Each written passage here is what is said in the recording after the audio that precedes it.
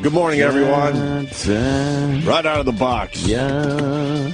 Beep, beep, beep, beep, beep, There beep, we go. beep, beep, beep, beep, beep, beep, beep.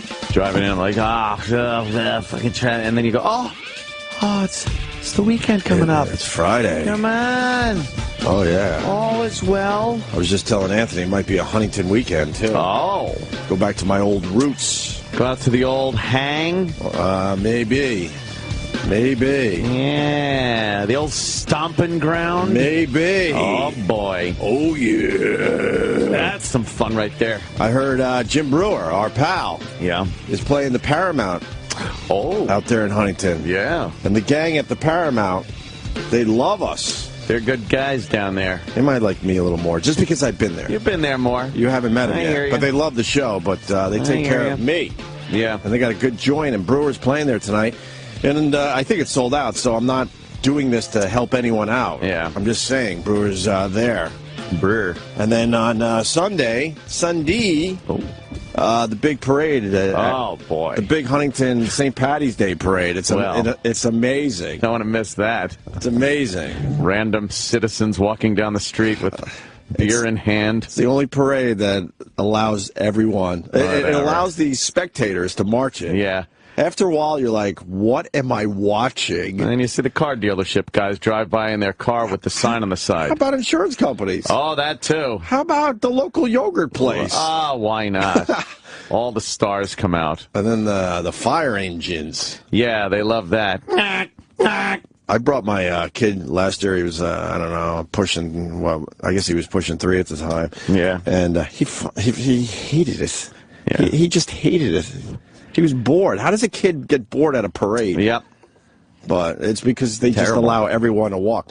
But it's a good excuse to just kind of hang outside F.H. Riley's because it's on the parade route. Sure. It's a dull parade. Have a few beers with Brett. Brett lets it go. He lets it go on St. Paddy's Day. Oh, he's got the keg in the back of the room there. Oh, yeah. That was nice. I went there last year. No, he lets it go. Oh, does he? He gets wasted. Oh, he gets wasted. My brother works his ass off, but St. Paddy's Day has become a national holiday for him. I guess he makes believe he's more Irish than he really is. Yeah. We got like a drop of Irish in us, but Brett's all in, and then he does nut shots with his pals. Just hitting each other in the balls. As hard as they can. I don't get that. I don't get it either, to be honest with you. They think it's hilarious. Might have to punch someone hard in the face if they ever do that. It's one of those things. I do believe you're right. Yeah. So I like the like 3 or 4 bagpipers that decide to just walk into a bar and start.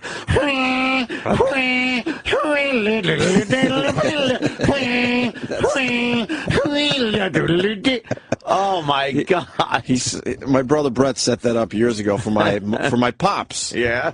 Little thing for my pops who's no longer with us. Oh, God. But my pops wasn't Irish either. He maybe a little bit. These drunk guys with the kilts decide to just walk from bar to bar. No, not bar to bar. No? My brother has set that up. Oh, he gets the permanent the whole time. Oh yeah, man. They go in just for my brother because I know there's some guys that just walk around Huntington and. No, my brother takes care of so many people in that area. Yeah. That this particular band. They do the right thing and they come in after the parade's over for a few wobbly pops. A few wobbly pops. Oh, you did this? Yeah. Oh, no, is it good? Yeah. Oh, good. And you know, and it's for my dad. Oh, okay. You know, but bagpipes. But you are right. You are right. You're just trying to talk to someone. Hey, yeah. Oh, yeah. I came in last week, and I saw the.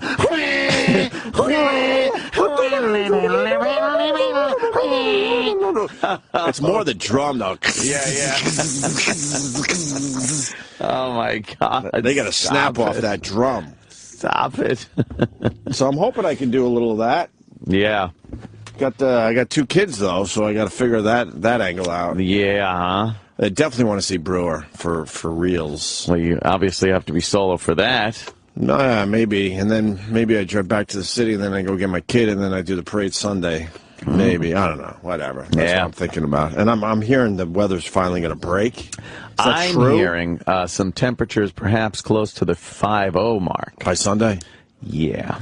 So we're just about out of this, finally. I hope that's the end of the polar vortex. No more vortex, please. Enough with the polar vortex. And what do we do with the clocks Sunday? Yeah. We do the clocks? Yes. I like that. Yeah. I noticed the other day, I'm sitting around, I'm like, hey, it's like almost 6 o'clock and at night there, we're getting some fucking lights. Well, it teases us, because now we got to wait for that for another 2 months. Yeah. That's how that works. Yeah. There's a girl that works here in the elevator yesterday. All excited about the clock. She goes, it's going to be lighter in the morning. I'm like, no, it's not. No, you dummy. It goes the other way. I like the lighter at night, though. It was like 5:50. I go, see, 5:50, and you see it's sort of light out. It's like you can, it's the start of, the day. Now, that's not that goes away now. 6:50. Right. But she goes, oh. You got spring. Everyone gets confused with that spring ahead, fall back thing. She actually said, no, you fall back. No, it's spring ahead, fall back. Spring ahead. But she was convinced of it.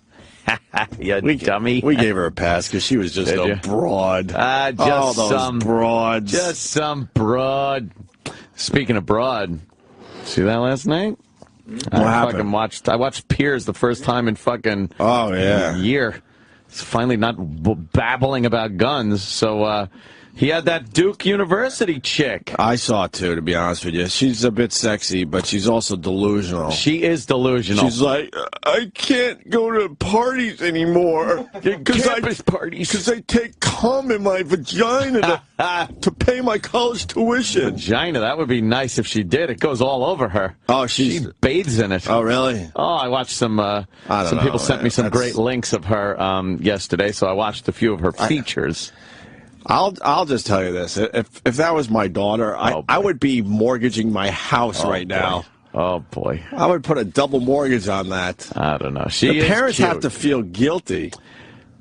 Yeah, she said, I didn't want to put the burden on my parents for the bill and be in debt, so I think I decided to do this. Like, you think your parents would have minded being in debt or watching you, which I watched, take a giant cock? Oh, you've seen the clips? Oh, have I ever?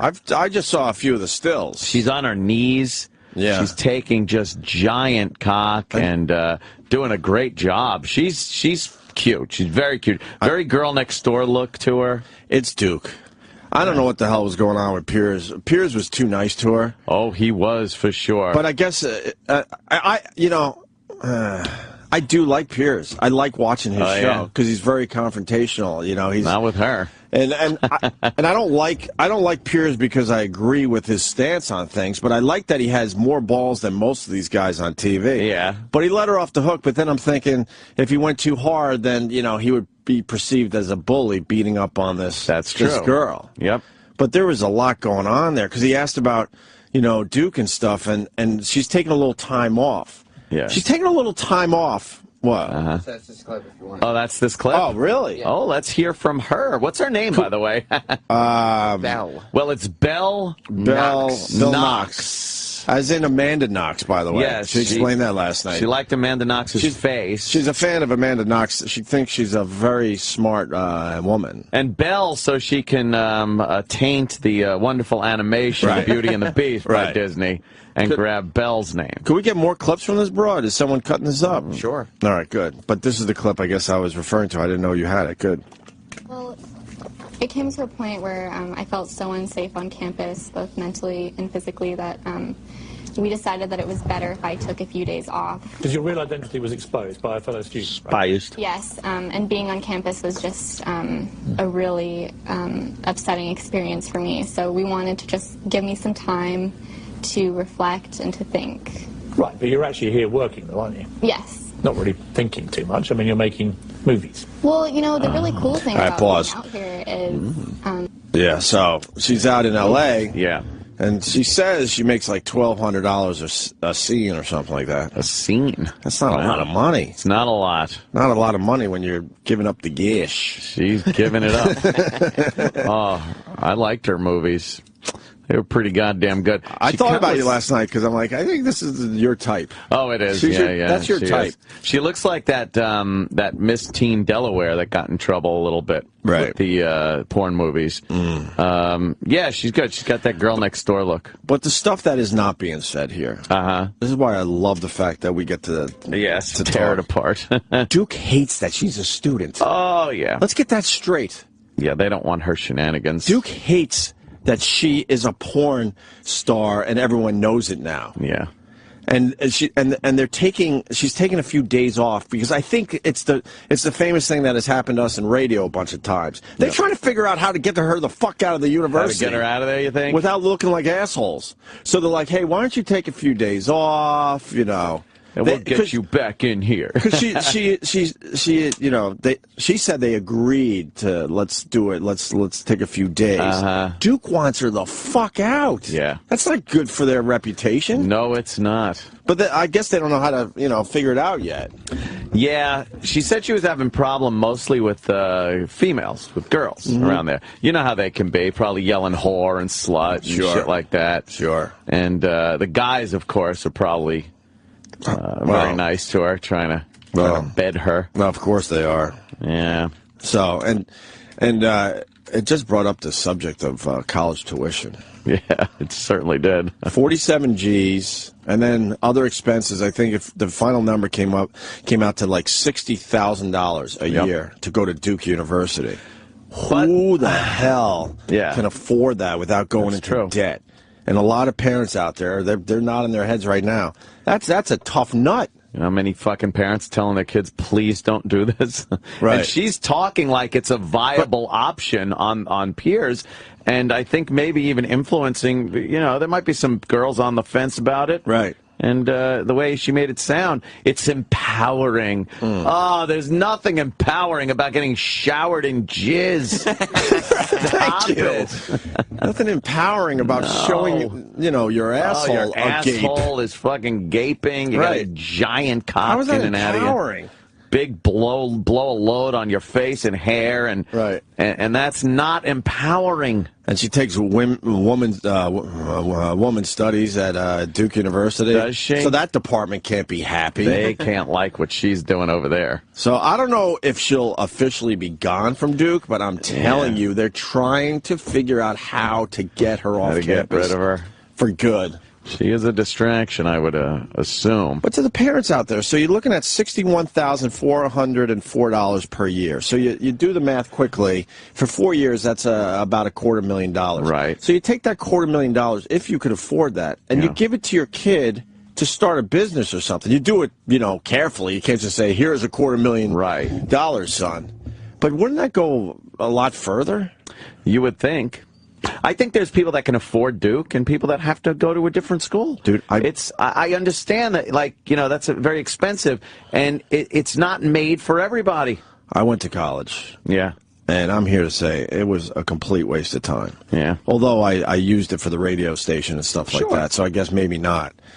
But, I mean, these kids that just go there to just get an education and a degree, a lot of them, it's just a waste of time. Big waste of time. The money could be better spent doing other things. Well, I think a small percentage of the kids that go to college, they get a degree and they do something really good with it. But a lot of times you never get to do anything with your degree for a very long time, and then you're in debt for a long time. You look at Kevin Smith's a prime example. He went to NYU. Right. He paid his tuition. After no time at all, he was like, this is a waste of time. And money. He pulled out, got some of his money back, collected a few more bucks, and made Clerks. Right. But that's not for everyone. I understand that. But it's like he made better use of his money and time than he ever would have just going to school. I guess the point, for many, many years, parents in general just blindly said, oh, got to get my kid to college. Right, that's what you did. And it was okay because the cost was not that crazy, so it was a good, I guess, gamble. I do that in quotes. But now it's It's killing families to send their kids to college. Again, it's what you can afford, and unfortunately, there are certain schools that only wealthy people can afford. There's certain schools that only people that are willing to have no time to themselves because they have to work and go to school. Right. Things like that. I mean, I'm sure there are people struggling going to Duke that are working 2 jobs, going to school, and then there's her option, which is, you know, suck a little dick, you get some money, Right. you pay your fucking tuition. And basically, you're paying the $250,000 in this case just to have Duke on your resume. Right, exactly. A lot of these, if you talk to teachers and you know, and people in general, I guess, they said they got just as good of an education at like a community college or something. Yeah. And a lot of these professors, they move around, and you learn like, oh, your community college teacher used to teach at, I don't know, Hofstra or something. What is his ability go down? Right. His or her ability go down teaching somewhere else? They're pretty much teaching the same stuff. Yep. But it doesn't look as impressive, I guess, on your resume if it says community college or I was going to say Geneseo, but that's not fair because when people find out that I went to Geneseo, they go, oh, wow, oh, my God. Oh, hey, oh. But I'm so fucking old. When I went to Geneseo, it was a horrible party school. But now it's like the crown jewel of the SUNY system. In the 90s. In the 90s, yeah, yes. sure. In the, you know, to be fair, in the early 90s. But, you know, but it was the 90s. Uh-huh. The 90s? What happened? 1990s? Yeah. Oh, boy. Yeah, Sam, 1990. Oh, Sam. That's right. All right. 30-year-old Sam. What else we got on this Duke girl? Everyone's calling about it. Yeah. This guy wants to call bullshit on the entire story. What? Let's say hi to Kevin in Philadelphia. Seen Kevin. the movies. Hey, what's up, boys? Hey, man. I'm calling bullshit, but just we're talking about colleges. I'm a college student right now, and it's the same thing that you guys mentioned. I'm going for the experience and kind of realize the bullshit behind it and how ridiculous the money is that you're going for. I'm going for broadcasting, so I'm here for the equipment and everything and more for the name of my resume. Well, yeah. Where are you going to college? Penn State. You son of a bitch. Oh. Nice. I couldn't afford Penn State. Couldn't afford Temple. Couldn't afford Boston University. Couldn't afford Syracuse. So, Geneseo, here I come. Like you said, I probably could have went to Hofstra and got the same thing, same broadcasting classes and stuff, but I kind of went to Penn State for the fucking showers, right? Yeah. Slamming that meat. Nice. Why do you think it's bullshit, though, with the girl? What do you think is bullshit about it? Okay. There's no one goes into porn today for the money. There's no money as it was in the 80s, and I don't think that she could say that I'm going because it's too expensive. If you're going to Duke, you have some type of money. Duke's very expensive. I think she's from North Carolina, so she sounded pretty well educated. Yeah, but I mean, the problem. Go to community college. Don't go to Duke. But you're right. I mean, she's saying that she makes $1,200 a scene. I bet you that's the high end, and that most of them are down to probably just under $1,000 a scene. Yeah. So you're talking she's got to do what's the math on this? 60. Man. Yeah, I guess it would be over 60 scenes. I figured to pay out for in 1 year. Miles of cock that she's got to take. I don't know. You're not even factoring in taxes. Sure. Ah, yes. She's not getting $1,000. She's got to pay them fucking taxes. And she's growing in popularity now with all this exposure and stuff. She's getting some exposure. You will see. We're pretty good at predicting things. Oh, yeah. We're really good, and I love when people point it out on Twitter from time to time. Better than Kreskin. We're pretty good at it. Yeah. I bet you about a week from now, you're going to have a little article where she left Duke. She left Duke. For personal reasons. Yes. Or just to take some time off. Needs a little time to herself and her family. Like a little privacy. Yeah, things like that. You think the Duke brass are happy that she's on Piers Morgan talking about paying for her tuition through porn? No. Get out of here. Don't think so. That's bad exposure for them, too. They're going to not like that at all. No. Well, thanks, Kevin. Hey, we have one more question for you. Oh, no. Is this a slam? I can't take a slam today. No, not at all. I'm a Flyers fan. We just got Andy McDonald from the Islanders. Thoughts, sir? He a good player? I got to be honest with you. I'm so out of hockey this year. So I would just be talking out of school, as they say. Oh, telling tales out of school. Yikes. He's a good player, obviously, but I don't know. I don't know how he's going to fit in with you guys. I really don't know the dynamics of teams this year. I don't even think I went to one game this year. And the Islanders lost again last night. I take a peek at the box score or whatever. Yeah. But I heard it on the news. Yeah. That they lost. They dropped one. But good luck to you, sir. Thank you. I'm punching out, guys. Have one. Good punch. I want to... This guy writes, I want to talk to them about this girl. Oh, boy. Sean in Louisiana. Sean. Hey, how you doing? All right. Good. Yeah, it just blows people's mind. I worked for the railroad, and I had a cousin that has a bachelor's degree, and we was talking about salaries, and I'm making $85 a year, and it just blew their mind with a high school diploma, making that much. Oh. And with a bachelor's degree, she couldn't find nothing else. So she could make 45. This is my ears. I'm having a tough time, okay. too. Oh, I'm having a tough time. I don't know what it is, but I don't really understand you, Sean. I heard a couple of things I understood. I think he's making $85,000 a year working with choo-choo trains. Right. With a high school diploma. Wait, are you working with the choo-choo trains that disappear, though? Right. What happened to the train? What about the trains? Was No, that these don't disappear. I think we got to replay that entire show over the weekend. It was great. Rich Voss and Bob Kelly with Neil deGrasse. Yeah, the Cosmos. Yeah. I'm telling you, that show is really good. DVR that show on Sunday. Good shit, yo. It's on demand. It's already on demand? Yep. Yes. SiriusXM.com. What? No, I mean the actual TV show. Now we're talking about oh, Sam. You're a little slow today. You all right? Oh, Sammy. I just thought yesterday's Opie and Anthony show was so great. Sammy Roberts. All right. Thank you, Sean. All right, yeah. We're going to cut our losses because it's really hard to understand you. Yeah, I don't know. Maybe the little twang. I want to see if Opie would agree that the school's looking to ask the professors if she fucked any of them. Oh, boy. I don't know about that. Nah, she's probably not into freebie fucking. Yeah, I don't know about that. Well, it wouldn't be freebie fucking. It would be for an A. For an A or for grade, yeah. True. Yeah. Like the old Animal House thing with Donald Sutherland where he I should goes to grab something on the shelf and his ass shows. I should have blew my professor when I was a freshman. Oh, Jesus. And maybe he would have gave me a passing grade. Damn. That's a costly grade right there. That's going to stay with you. The Opster was a fuck-up. Really good student in high school. Yeah. I go to Geneseo, but because I had really strict parents, I was a fuck-up because now you're free. I got to tell the parents out there, don't be too strict because as soon as you let those kids go, forget it. Over, Johnny? It's like you talk about the Wizard of Oz going from black and white to color. Yeah, all of a sudden, The Opster was a major fuck-up, and he almost failed out at Geneseo at the time. That's a joke. So I actually was failing out after my, I'm trying to remember, I guess it would have been my first or second, it might have been my first semester. I don't remember exactly, but it was my freshman year. And I was failing out. Oh. I was done.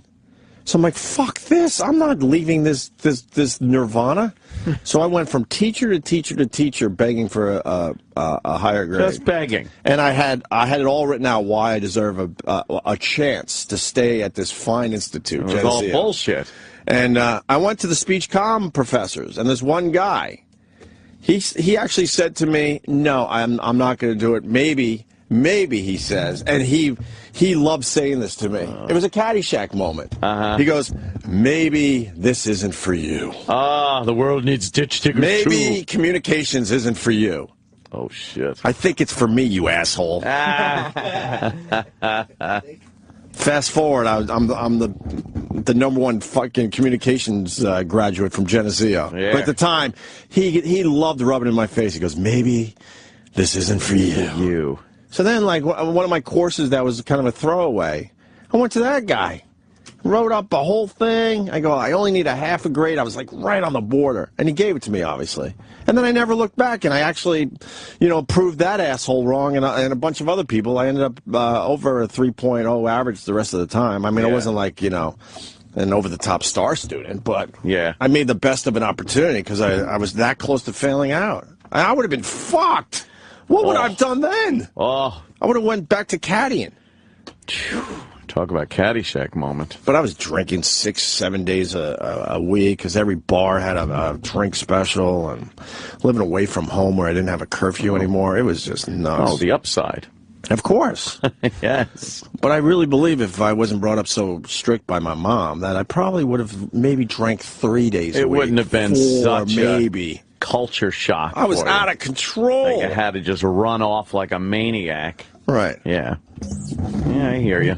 I was touching clits and I wasn't allowed to touch clits when I was living at home. You couldn't just, I think my mom thought girls were icky or something. Leave the house, touch a clit, come back. Right, No? She didn't want us dating or anything. Wow. It was brutal. That is so alien to me because my mom, or when I was living with my dad, never said anything about, like, not dating. And it didn't matter how young I was. Right. God, no. Subject never came up. Like, I want a girl like Leanne. I remember Leanne Marinelli. She lived across the street, and she used to come over to the house and knock on the door. Yeah. Is Anthony here, Mrs. Cumia? How old were you? I was probably, this is like maybe 11 and 12. God. And is Anthony here? Can he come out? I was like, and she's like, yeah, Anthony, Leanne's here. And we would go out and play, hang out. But there was a sexual aspect to it, even at that age. Just kind of anything, just, holding hands or like if we were walking through the woods and she would grab the back of my pants or something like that to hang on. There was like this, a girl, like you knew there was some fucking something going on. And, my mom never said, like, I don't want you hanging out with that girl. Or, man, I don't know what it was. Great. You were lucky. No, I was just abandoned, I think. I don't think that not talking about that also went hand in hand with not talking about anything. It was like, Mom's got to go work again. She's got to hold down 3 jobs to raise 3 kids. Yeah. So we didn't get much guidance either, but we had each other, me, Joe, and Dawn, like fucking... We were the 3 musketeers, so we kind of helped each other out and shit. Yeah, like I was one of 7, and we just really weren't allowed to date. Yeah, even pretty much through high school. Jesus H. Christ. Pretty much. I think when we became like seniors, it wasn't as bad, but before then, there was none of that, man. None. And it was like frowned upon. It wasn't just like you didn't date. It was you were told not to. No, we were never told not to. But it was just it was frowned upon in a weird way by my mom. That's a Norman-based kind of an experience there. Oh well, she was she still is a mental mess. So she probably thought we were going to get girls pregnant or something. I don't know. Who the fuck knows? That's a bold jump from holding hands and maybe kissing at that age to getting her pregnant. Oh yeah. Oh, I thought you meant a bold jump from what I was doing to college. Oh, yeah. I was like, what? Whoa. What? Yeah, if you couldn't touch a clit. I think I've said it before. You go to school. I didn't lose my virginity until freshman year in college. Ooh. And you were what, like 8 or something? I was like 6 years old.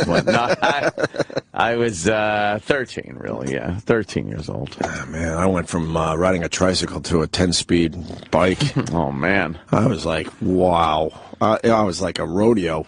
Yeah. I was like a rodeo rider just trying to hang on. Hang on for dear life. Because I had no experience. Stay on till the buzzer. I had no experience. Learned fast, though. Oh, yeah. Then started putting up those numbers. Oh, boy, did I. I mean...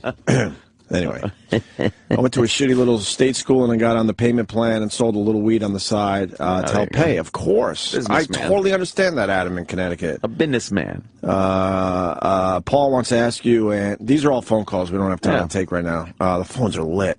I want to ask Anthony what he's going to think of her when she sleeps with a black guy. Oh, yeah. I don't like those black on white movies, so if I do see one, I might have to just not look at her movies anymore. What? It happens. It happens, huh? That's your thing. Yeah. John in Dutchess County. John. Hello? Hey, buddy. Hey, John. Hey, what's up, guys? I wanted to offer some perspective on the whole college versus not going to college thing. I started going to college, and I dropped out because I didn't feel like I wanted any sort of job that I was going to get as a result of going to college. And my wife, she went to college, and this past year on our taxes, I made 3 times the amount of money that she did, and I have 0 student debt. I think that happens a lot. You know, I think college is helpful for people, certainly, but I think the numbers are way down, though. I think the majority of people that go to college get fucked in the end, and they got so much debt when they come out.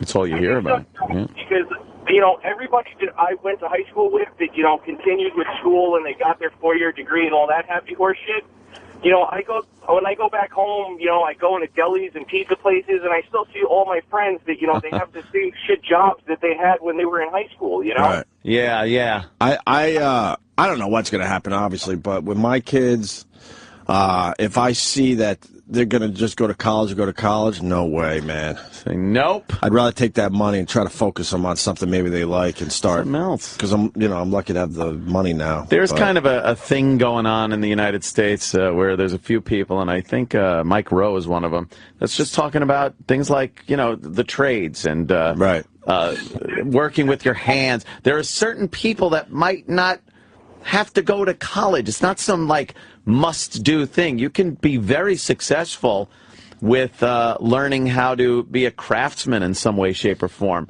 It's kind of funny because it is kind of the world needs ditch diggers too thing, but you could go pretty far as a craftsman, a lot further than you can go. Some people can go with college. And here's the other side of it. Eric's on the phone from West Virginia. Eric. Yeah. My wife got her master's from Duke. She went to West Virginia, but she went and got her master's from Duke. And she changed jobs last week, and she was worried about, you know, would she be able to find another job? They were drooling over her resumes. She had 10 offers in a week. It was ridiculous. And it helped that Duke is on her resume, right? Oh, God. I mean, they were just so steady. Oh, you went to Duke. She got your master's at Duke. It's so weird. That's why I go back to my other point that Duke is trying to get this broad the fuck out of there. Right. Because it's hurting their reputation. Yeah. Oh, absolutely. And I mean, but it's so stellar on a job. You guys are saying, why would you pay that much to go there? There aren't a lot of probably unemployed Duke students. See, you're not paying for the education or anything. You're paying to have the Duke name on your resume. Right. It's not the actual education. And now this porn star is, you know, is messing up the reputation a little Adult bit. film actress, Opie, please. Oh, that's right. I forgot. They want respect. Yes. Have a great morning. It's empowering. They want respect as they take their two hands and spread their asshole open. Exactly, gaping, a little gaping. Sorry. I apologize. Adult film star, Scarlett. Adult film star. Well, that's why, I mean, but Duke's reputation is on the line. Yeah. I'm telling you, behind the scenes, they're like, how the F do we get rid of this? How do we get her out of here? We don't need this. We don't need this. We don't need this kind of publicity. Nope. This is like, you know, a step up from the Penn State publicity that they were getting. That's how they feel. Yeah.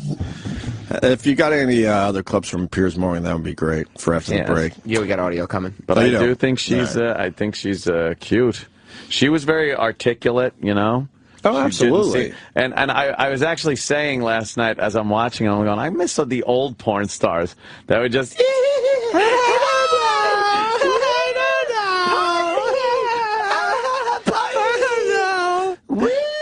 Is that coke on your penis? Right.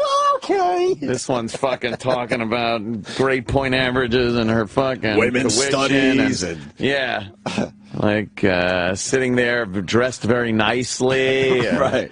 Legs and hands crossed. Wait, you want to put a cell phone in my vagina and see if it rings?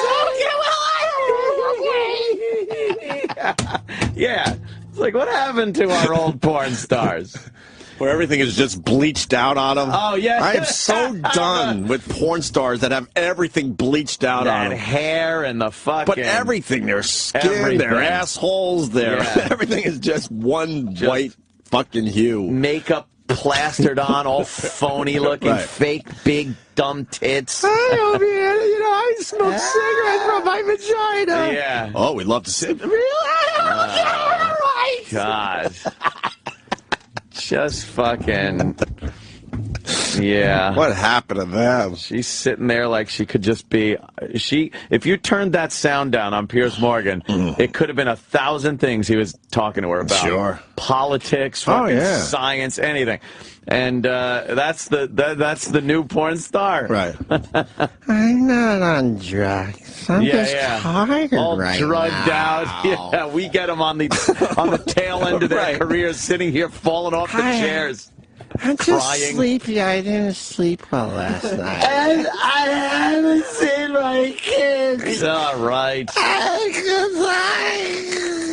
I'm not allowed to see my babies. Right. My babies. What happened to those porn stars? Where are they? These articulate ones. This girl's ready Yuck. to fucking, you know, join a law firm. We're used to them running out of here crying. Weeping.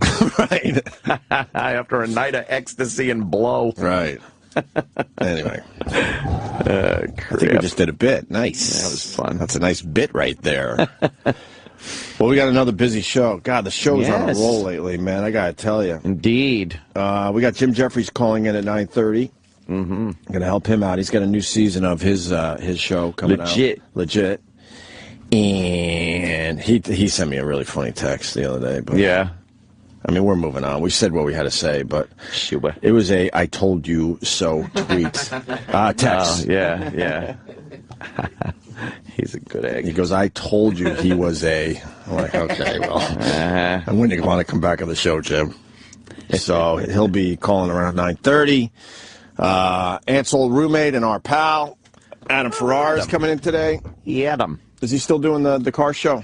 He's doing that, Top Gear, USA, and Nurse Jackie. Oh, that's right. He's doing some Nurse Jackie. Nurse Jackie. This is his second season on Nurse Jackie, right? Yeah.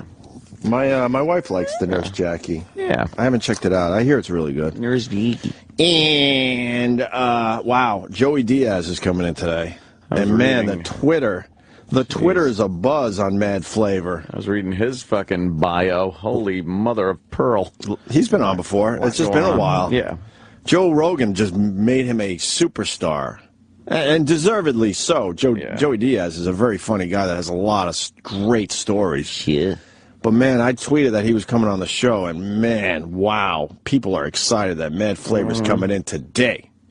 So we'll do that as well.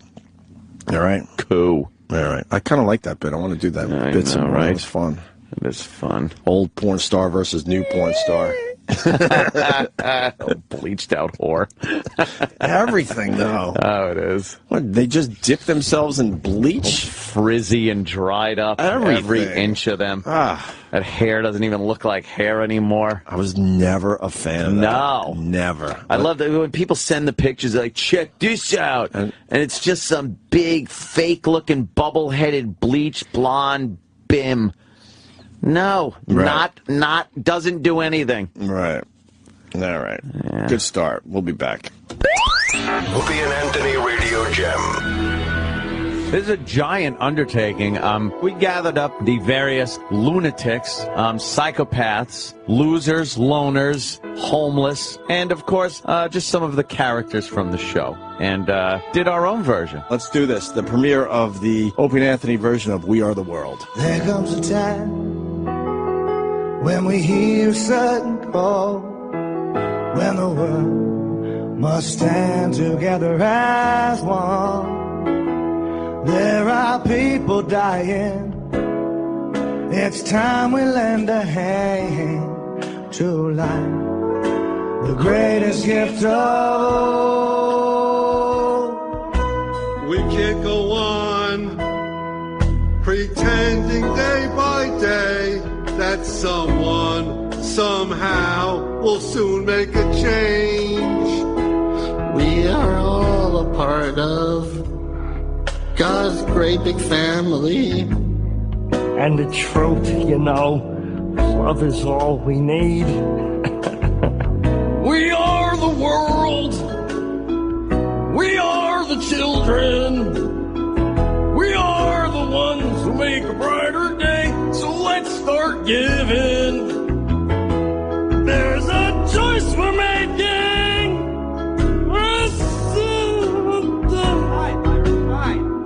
You know, you think I know the lyrics to this already.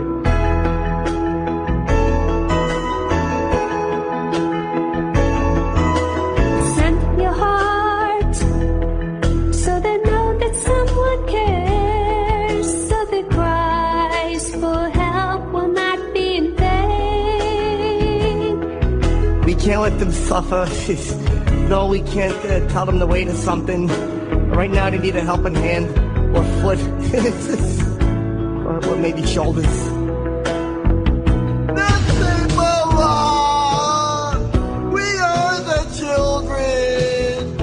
We are the ones that make a brighter day. So let's choice we're making. Yes, we're saving our own lives. It's true, we'll make a gayer day, just you and me. See, I'm gay. Well, you're down and out, and there seems no hope at all.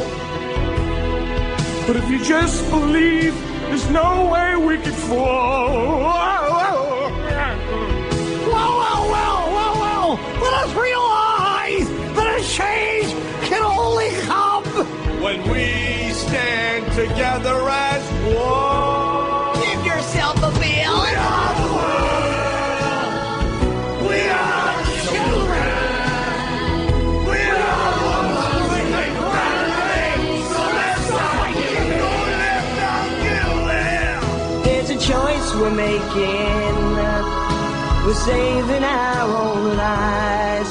It's true, we'll make a better day, just you and me.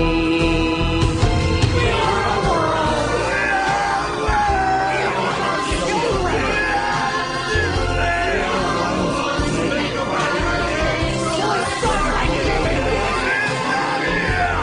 There's a choice we're making. We're saving our own lives. It's true, we'll make a better day, just you and me. We are the world. We are the world. We are the children. We are the ones who make a brighter day. So let's do something. There's a choice we're making. We're trying to save our own lives. It's true, we'll make a better day. Just you and me? Come on now, let me hear ya. We are the world. We are the children. We are the ones who make a brighter day. So let's get it.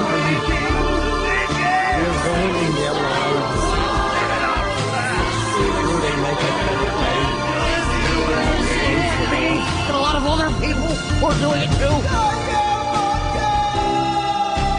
You know, folks, there's a lot of big dicks in the world, and I blew a lot of them, and I'll tell you, big dicks leave a bad taste in my mouth. We are the world. Oh, no. We are the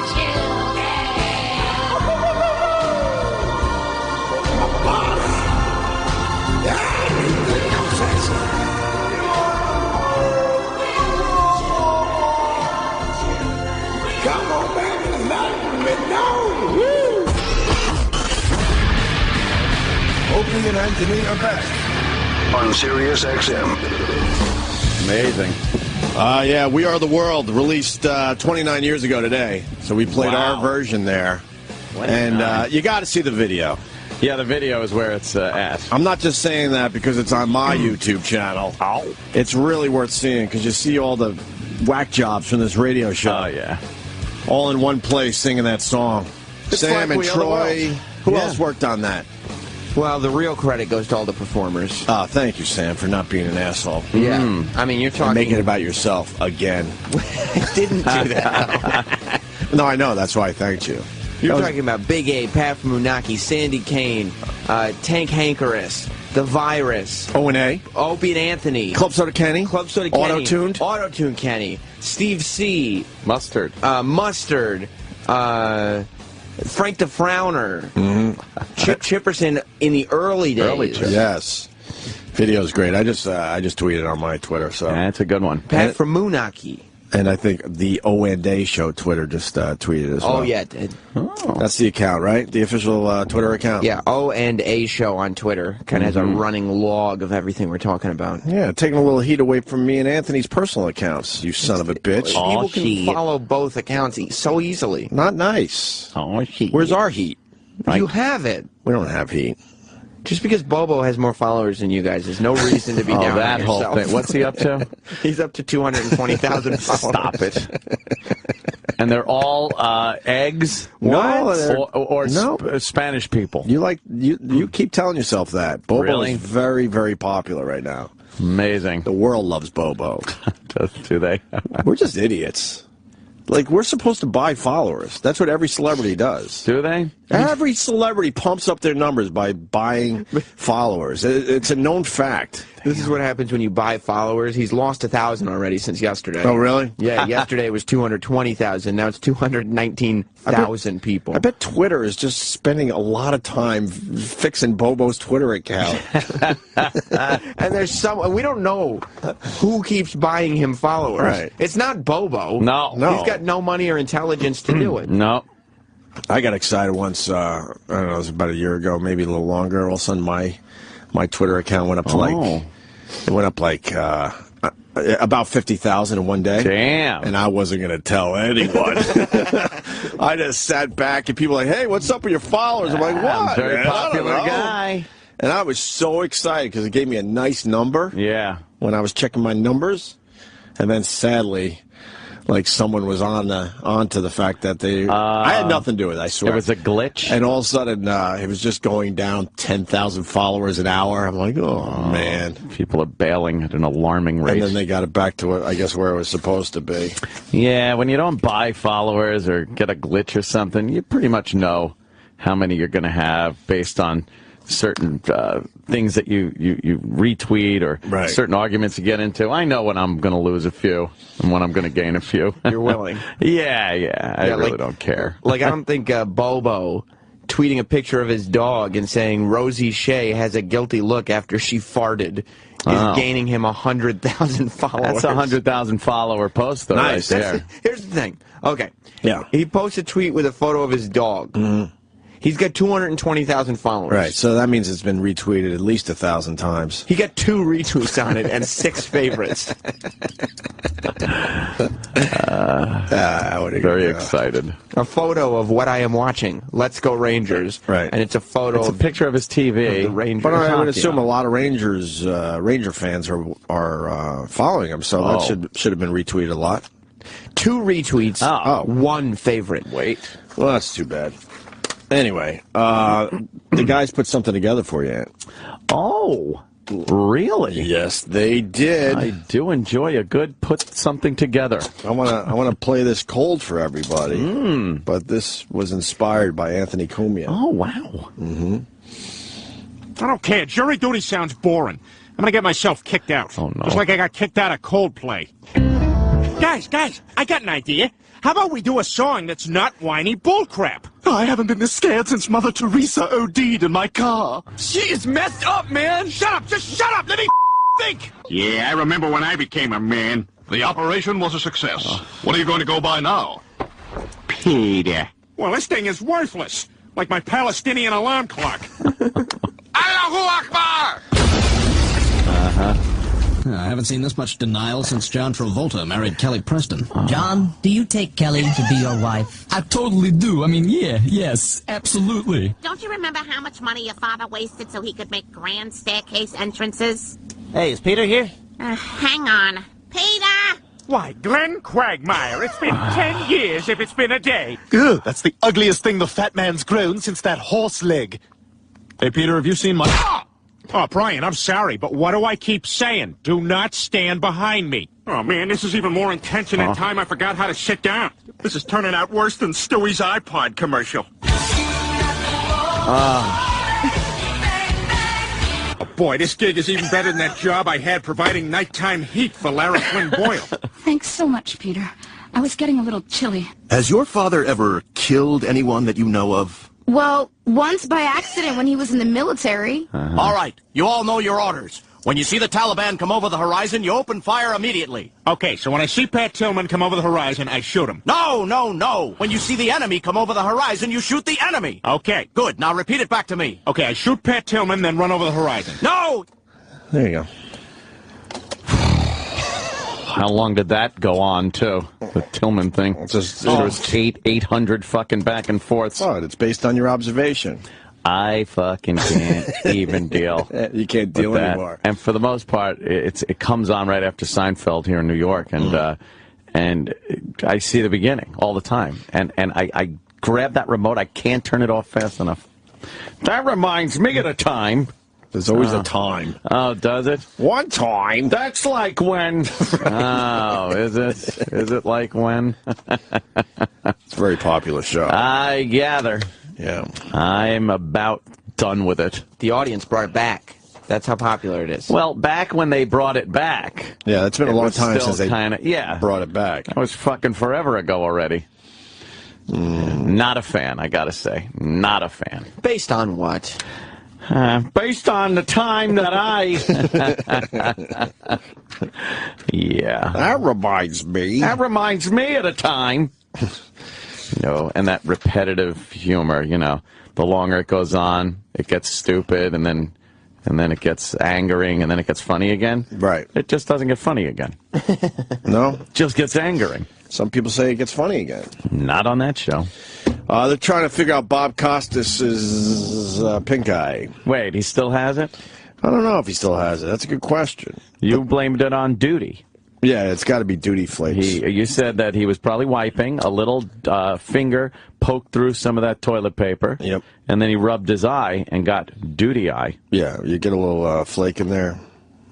I think that's what causes pink eye. I think that's the only way you get pink eye. So if you see someone with pink eye, know that they rubbed duty in their eyes by accident. Not a big smear, just there's microscopic. Could be a particle, yeah. Bob Costas' Olympic pink eye from botched Botox. What? That's another full of shit article from Page 6. They love the full of shit articles. NBC's primetime Olympics host who has had to take a 6-day absence from coming down with viral conjunctivitis in both eyes. Jesus. Why couldn't they just say pink eye? Contracted the infection after a Botox procedure to smooth out wrinkles prior to the Olympics. He wanted to get all gussied up. Oh, he was getting his eyes in shape for the Olympics. Bob's eye infection was due to botched Botox. This isn't the first time he's had it. NBC strongly denies that Costas, who arrived to host the games in Sochi with a forehead smoother than the Olympic luge track. Get it? Hey, fucking pump How do they that come thing up with this stuff? Hilarious. Developed the infection from a Botox procedure. A spokesperson for NBC Sports insisted to us, this has zero truth to this. Zero. Oh. So. Which means it's completely true. Doctors say it's very rare to contract an infection from a Botox injection. Though. Yeah? Very rare. Unless there was contamination or the patient suffered an allergic reaction. So. How do you get the pink eye then? Don't you have to get it from someone else? I just told you how. Yeah, duty. One time.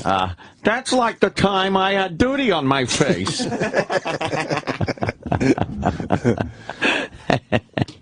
I saw the Woody Allen movie last night. Jasmine? Yes, I did. Blue Jasmine, I think it's called. I saw Blue Jasmine. I liked it. Of course. It was good. Woody Allen knows how to make a good movie. It was good. No, well, you know what? Some great writing. I don't agree with that. Personally, I'm not a fan of Woody Allen movies. That's right. You're clear not. of those fucking things. And there was one thing in the movie that did annoy me, and it was very Woody Allen. Enough with the old-timey jazz, saxophone-y music on top of some of the scenes. The street scene, they're walking down. It's like 1930s fucking music. Well, it was a period piece. Not that's right, really. it wasn't. No, I know. Yeah. But I liked it, and I thought Dice was great. But he played Dice. He didn't play over-the-top Dice. Right. Which he played like a guy that would be Dice, right. So I thought he did pretty good. Well, he had the cigarette that wasn't lit again. Yeah. Oh! He wasn't Hey, Woody, doing that. I need this cigarette. Yeah. So Woody was forced to, work the cigarette thing Work into the cigarette scenes. in. Because that's the a dice thing. But it was good. It was well acted and funny. That Kate Blanchett knows how to act. Kate Blanchett was really good. Oh, was she a pathetic mess in that one? Yeah. Yeah, it's an all right movie. I liked it. I never made it to the end. No? What I saw, I liked. I forgot. Then something was going on. I had to turn it off or something. And then I said to myself, I'll get back to it eventually. And then you didn't. I didn't. I figured out that it just ends poorly for everybody, I guess. Well, everybody's pretty much, where they were. Where they were. Right, exactly. That's how Woody Allen movies go. Yeah, and then the credits roll and this dumb music starts playing. But what pissed me off was Verizon Fios, which I am a strong advocate. What happened with you and Fios? It's something That's your boy. That's your boy. My boy Fios. You were praising your boy Fios for a while. I told you this would happen. The honeymoon's over. I love Fios. Anytime I've had any issues, they've solved the problems. I'm very happy with them. But there's something that's been a problem for forever since I've had Fios. It's the one issue that I don't know why they can't deal with this. You get a movie on demand, which is what I did with Jasmine, and you watch it, and then, I got to pause. So you pause the fucking movie to go take a piss, grab a beer, grab something to eat, whatever the fuck it is. And it doesn't stay paused forever. You know, it'll go back to regular TV. Right. And then it'll have the menu screen on demand. It'll say resume movie. Sure. Stop. Right. Restart. Something like that. Every fuck time I hit resume movie, here's the fucking beginning of the movie. Really? It goes back every time. I don't know. And why is Fios deciding that it needs to go back to the cable? The beginning of the... Oh, yeah. Just leave it alone. Look, if I'm pausing it, let it be. Let it sit there forever. If I want to pause it till 10 years from now... Until it burns an image into your TV, who cares? Right. I made that choice. Left of the television. Don't go, well, I think it's time to go back to cable. No.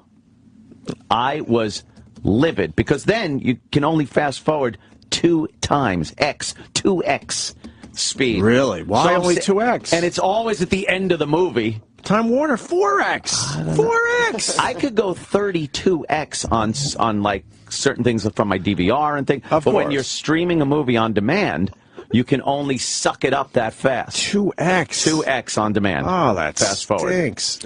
Are you sure that's all they do? Yeah, because it's streaming. Wow. So I'm sitting there watching the movie again at only twice the speed. Waiting to get to where you were. Waiting to get to where I was, which was very close to the end of the movie at that point. So annoying. And it always happens. When you hit resume movie on Fios, it will take you to the beginning of the fucking movie. So why do you keep doing that? Because I gotta fucking take a piss or something. I want to pause the movie. Why don't you go backwards for 2 minutes and then let it play and then time it out that way somehow? Well, all right, I could, but let me tell you something. It should just resume the movie. Yes, of course. I don't disagree. Oh, it was angering. We got a phone call from yesterday's show. Jeff picked up on something. A few people picked up on this fact. That's why we're taking your call, Jeff. Go ahead. What's going on, gentlemen? Hey. Hey, listen, yesterday, whenever Sloppy Mouth came in, he was saying how he scored a 120 and then a 121 on his IQ test. Yes, that would be Rich Vos, yes. Yes. Then whenever that genius came in, Vos tried to say about him being a genius again, but now his score was a 140 and a 141, and nobody called I heard him say he got a 140, but then he took the other harder one and still got a 120. That's what I remember him saying. Well, now, the second time he said it, like I said, whenever he was there, because he even said it then again on the Ron and Fez. Yeah. You're missing the obvious, though. He didn't get a 120, he didn't get a 140, he didn't get a 121, and he didn't get a 141. Right. I will bet $1,000, Rich Vos. Take the same exact test. I don't even care if it's the one you took at home. You're not scoring over a 120 on an IQ test. No. There's no way. Love you guys. Punching out. And we're going to grade tough. Yes. Where he has to spell it properly and all that. And we'll watch him. Of course. There's no way. Yeah, I think he was full of shit, of course. 120. Could you imagine Rich Vos with a 140 IQ? No. It just, no. It didn't happen. Of course it didn't happen. Very sad day in Massachusetts, by the way. What happened in Massachusetts? You can't upskirt anymore. Oh, wow, that was fast. Mass lawmakers passed bill outlawing upskirt photos. Now, didn't they have a problem? They were... Very sad day for Massachusetts. Oh, yeah. Some guy was taken to court because he was doing upskirts, and then they ruled that the law wasn't specific enough, and since there was no real nudity involved, that the guy was, doing something that was completely legal. And then they turn around and overnight they're like, let's fix this. Yeah, because it's creepy. It is creepy. Upskirt pictures are creepy. Yeah. Massachusetts lawmakers have approved legislation to crack down on those who secretly take photographs of the sexual or other intimate parts of women or children. Jesus, that's got to get you all fucking creeped out, like adrenaline, like you're robbing a bank or something. Right. You shove that camera. What do? You shove your cell phone under their skirt? Oh, God, no. How do you get that close? Supposedly it's all about the shoes. What do you mean? Got something on your shoe. What? Like a shoe mirror? It's like a Get Smart thing. Wait, you tape the phone to your shoe or something? I don't know. I know some of these guys will have a nice shiny shoe so they can see stuff. Oh, so they could do a little recon first? I don't know. Where are the upskirt people? Call the show. I'm positive you could take a little camera. It's so hard to take your cell phone. You can't take your cell phone and do an upskirt. What if their back is turned? I think they're way more clever than that. I think they use shopping bags, I believe. Oh, and you move the shopping bag close to someone. Right. You could probably do it with a pinhole cam now and just tape it to the front of your shoe. How do they do the upskirts? I forget. How are they doing the upskirts? Thursday's vote came a day after the state's highest court ruled that a man who took cell phone photos up the skirt of female passengers riding the Boston subway didn't violate state law. So they changed that law immediately. Exactly what you just said, that it wasn't illegal at the time. The legislation says anyone who tries to photograph another person's sexual or intimate parts without that person's consent would face a maximum penalty of more than 2 years in jail and $5,000 fine. Damn. Penalty would jump to 5 years in prison or a $10,000 fine if the victim is under 18. That's cray. Where are the upskirt people? They're not calling yet. They're not letting us know how you do guys. Let's see.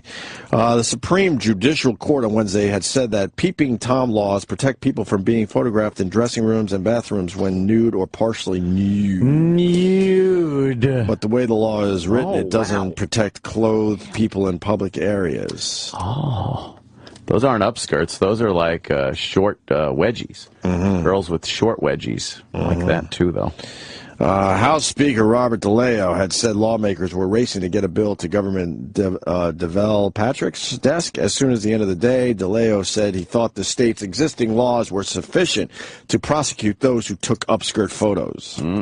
So, is it really a rampant problem that needed attention immediately in Massachusetts? What's going on in Massachusetts? Of course not. Just upskirt motherfuckers. Or does it make them look good and it's easy legislation? And it's another fucking phony politician trying to make themselves look like they're doing something. A female passenger on a MBTA trolley who's wearing a skirt, dress, or the like covering these parts of her body, or the like covering these parts of her body. Or the like. Huh? Yeah, skirt, dress, or the like. Or the like, okay. Covering these parts of her body is not a person who is partially nude. No matter what is or is not underneath the skirt by way of underwear or other clothing. That was the original law, right? Yeah. Wow. Yeah, I love the non-real problems that they address within 24 hours. They're on it, they're doing it. But then real problems, what's the matter? You can't get together and fucking hammer something out for that? They found a loophole that they had to get rid of immediately in Massachusetts. How about like real problems and you get together and deal with that? In like one budget. day. Yeah, budget problems. You're right. Can they hammer out... when they have to, they can legislate. Yeah. You're right. Phony balonies. That's what they are. Were you a fan of the upskirt? I always thought it looked creepy. Yeah, I think it's creepy because they're not willing. But if you take... But everything's all crooked and stuff, too, in there. And, I don't know. You take all emotion out of it. You know, some of them are kind of cool. Yeah. But what about toilet cams? Where you at with toilet cams? You know, I'm into watching a hot chick take a piss. Yeah. Toilet cams? I'll watch that. Really? Yeah. Show me one. Where's a hot chick taking a piss? What comes up when you put toilet cam in Google? I don't want no MILF take. Whoa. Jesus. Jeez, that's... voyeur toilet cam. All right, that's fake, right? These are fake, though, right? I think so. I don't know. This turns you on, though, huh? She's going to pull her fucking panties down. There's a camera in the toilet? How they swing that? She's, here she goes. She's ready to pull down. What's she doing pulling up her cuffs? Why is she pulling up her cuffs? What does that do? I don't know. All right, she's getting ready. Oh, yeah, get in there. Oh, is she going to take a dump? She's squatting. She doesn't want to sit on the... Is she going to take a dump or a piss? A sissy? Oh, Jesus. Really? Are you serious? It's kind of cool. And the curtains get shut. This is kind of cool, huh? Why is this cool? I don't know, because you're looking at a pussy and ass, I guess. Right. I don't know. The mechanics of it are pretty cool. I don't know. Logistically, it's kind of cool. Her pee seems a little syrupy. There it goes. Drip dry right there.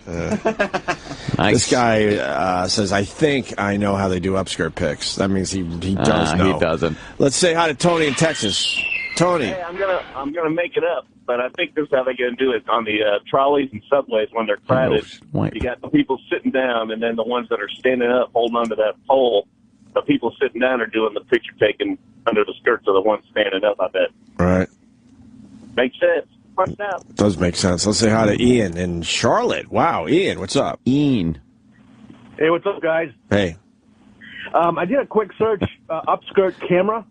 Canon actually has one for your sneakers. So you can put a camera on your sneaker. Wait, they make it specifically for that? Yeah, it's called the Canon Image Glass. Yeah, but I don't think Canon's promoting the fact that it's for upskirts. How are they promoting it? Knowing that people are going to use this camera for upskirts, but they can't say that. So how do they say you need this camera on your shoe? Right. Good question, but a lot of the advertisement looks like it's in Japan. Oh, of course, Japan. Those Japanese love shit like that. I guarantee they love a good upskirt. Oh, do they ever? I guarantee it. All right, just thought I'd share it. Thank you, sir. Thanks for your sharing. Yeah, but Canon's shoe camera, how do they promote it? Yeah, why do you need the Canon shoe camera? Because it can't say for upskirts. Yeah, you could say like, oh, it's good if you're you want to see if that true coat on the bottom of your car is still there. Yeah, you put your foot under and you're videoing. What else could you possibly use it for? No answer on that. No answer on that. Yeah. That's too bad. Maybe that guy was full of shit. That last caller was full of shit. I don't know about that. I bet you there's a shoe camera. Anyway. Yeah. All right, Massachusetts. Thanks. Well, that's got to be a law everywhere now. A little more. Oh, yeah, yeah. That'll spread like wildfire. Hey, let's check our upskirt laws. Make sure there's no loopholes. No one's calling about upskirts. No. Come on, guys. They're not very... What's the turn on with upskirts? They're not completely like this amazingly popular thing, I don't think. They're out there, It's downright creepy. Yeah, it is a little creepy, but they're out there, but it's not at a rate where you got to worry about it, I don't think. All right. Well, we can move on as we wait for upskirt phone calls. We got a P-Bandit. I love these guys. Oh, this guy. I read about this guy. You did? What's the deal? Apparently he's pissing on people. What? I don't know what goes through people's heads. Where's the pleasure in that? Look, because I don't know any of the victims, this stuff makes me laugh. I don't know if I'm supposed to laugh at this, but because it seems so ridiculous and silly. Yeah, but if it was somebody you knew, I'd be. Boy. Oh, of course I'd be. I would be pissed off. Better to be. Man urinated on people near Florida campus. Police is searching for a man who has been urinating on people near the University of Florida campus. The victims told police they were standing with their backs turned to the man when they felt themselves being urinated. Oh, man, is that fucking... That's just an animal move. That's just creepy. That's what animals do. Mark their territory on you. The victims all told police that when they confronted the man, he ran away. Of course he ran away. The suspect is described as a... white male. This is a white guy crime, right? Of course. You would be wrong on this one, sir. Black guy? This is such a white guy thing, though. Seems crazy white guy would do something like described as a black man, approximately 25 to 30 years of age, 6 feet tall, medium to chunky build, short short curly hair, really? Dark, okay. Uh-huh. Of course. Yeah. Wearing, of course he's wearing that. And also baggy. Of course he's wearing that. We get it. I thought it was crazy white guy crime, but Black people are kind of infringing on white people's crimes these days. You know? Not really. Well, kind of. A little serial killing. Shit like that. Where's the serial killer? Where's the black serial killer? I heard about a couple of black serial killers. Yeah? Yeah. Not crazy, but... let's say hi to Brian in Pennsylvania. Brian. Hey, I actually knew the girl that got the law for upskirting passed in Pennsylvania, and basically all the guy did was he hangs out in the food court and waits for some girl to lean over a counter and walks up with the cell phone. Yeah, and just, like, puts it right there. And that takes balls. That's She ended up crazy. chasing a guy like 10 miles in flip-flops while on the phone with 911 and got it taken care of. Right. Caught like that. Yeah, that takes balls. I don't know what you're doing. Yeah, that's about it. I saw a video online yesterday of some guy that was walking up to people out on the street with a pair of scissors and just snipping their earbud cords. Why? And running away. Why? Just to be an asshole. Snip and he runs away and videos it. People are just bored. I know, there's so many fucking We're all just bored. Yeah. Jim in Virginia Beach. Jim.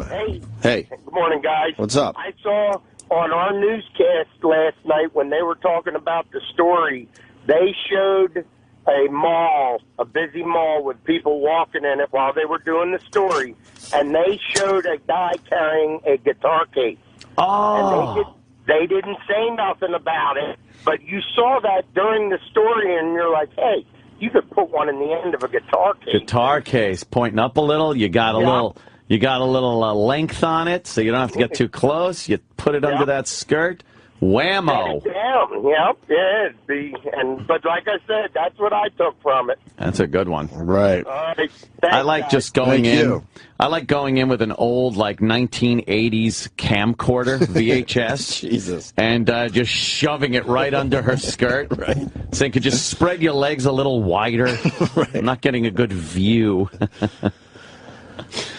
Here's a PI who's been accused of taking upskirt pictures. Oh, boy. Let's say hi to Joe in Morleymore. Baltimore. Hey, buddy. Hey, buddy. Yeah, I was working one Halloween, and a chick worked at one of those Spirit Halloween stores, and she was dressed as Wonder Woman, and she had a back injury. I'm following her for, like, a workers' comp fraud claim. Yeah. And she's bent over, and this is the money shot. This is exactly what I need. I had hit the switch on my camera and turned it over to like a regular picture instead of video. The flash goes off. The shutter makes a noise. I felt like such an asshole. Whoops. She gets right in my face. Hey, and, but doesn't Wonder Woman... She asked me if I'm taking a picture, and... Does she wear, like, bloomers? Like, doesn't Wonder Woman wear, like, shorts? There was a skirt. I mean, she had on tights, but... But Wonder Woman, I think Wonder Woman wears, like, those dumb, big, stupid shorts. I think you're right. Well, it was a red skirt. What kind of camera? What kind of camera did you have as a PI? How small was it? Well, you know, I'm a little low rent. On that day, I was using a little digital camera, like a Sony. Boy. Yeah. Yeah. Yeah. I screwed up. That's funny, though. The flash goes off and the shutter. They never asked to look at my video. If they would have asked, I had fucking hours of video on her from that day. Wait, did you get in trouble? No, they just told me to leave. Oh, okay. So, yeah, I don't know. But, tough. Anyway, punch it out, boys. Thank you, sir. Thank you. All right. Oh, we got a lot of guys coming in today. Yes, we do. We got Mad Flavor, also known as Joey Diaz, coming in a little while. I don't know where Mad Flavor comes from. Well, ask him, man. Yeah. Why Mad Flavor? What is that? That sounds like a rapper kind of name. True. Sounds like a black guy name. Adam Ferrara's coming in today. Jim Jefferies is calling the show today. We have more clips from the porn girl from Duke. Oh, I do like her. And why do we have Prince performing Funk and Roll for the first time in Arsenio? If you want to hear the new Prince song. I don't know. Prince was on Arsenio? Yeah. Arsenio's actually doing pretty well, I hear. Is he? They gave him his second season. The fuck's watching it? Jay Leno came out. Did we play that clip here, or was that gay? something I just watched? No, Jay Leno came out to tell Arsenio that he got picked up for a second season. Really? Yeah, Jay's doing pretty much everyone's show now. Is he just walking around like to other people's talk shows? There's rumor, How you doing? strong rumor he's going to be doing Letterman soon. He might be part of that. Not the Letterman angle, but maybe he'll come in and say hi to us as well. That'd be cool. That would be pretty goddamn cool. Arsenio's doing a lot to cater to urban audiences. Oh. I think that's his spin on this. Yeah? I've watched clips of the Arsenio Hall show. It's like going back in time. It's It kinda really creepy. is, yeah. He almost looks exactly the same. Almost. Yeah. The set, I think he brought back the exact set. Yeah, it looks the same. His delivery of overly happy to be there. Incredible broadcaster now. Here's Jay Leno coming out to surprise Arsenio. Okay, who's that? I guess they go way back. I didn't know that. They were pals. Oh, yeah.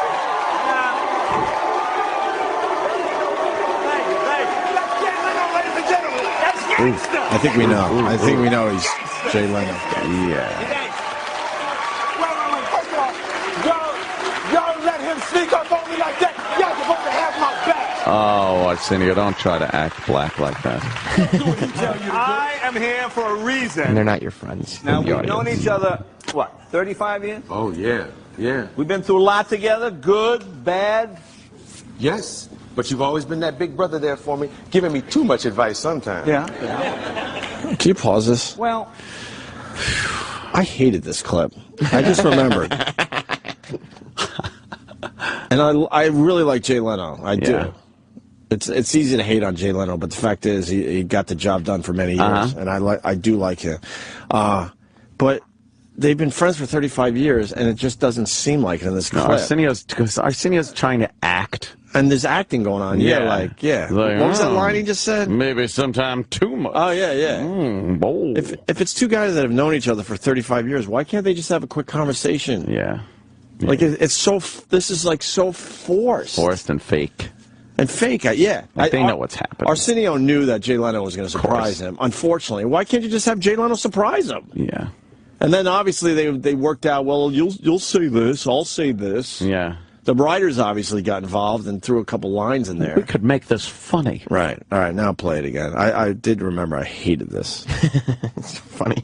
Why is it funny? Just because like halfway through the clip, you're like, I remember now. I hate this. I was uncomfortable because it was forced. It wasn't a real moment. That's what makes Arsenio's show so uncomfortable. It's all like, it all seems fake and rehearsed. But they want it to come off like it's spontaneous. Yeah. Just have a real moment. And if it works, great. If it doesn't, oh well. You're both comics. You could kind of spin it and make fun of the fact that it didn't work. And nobody's watching anyway.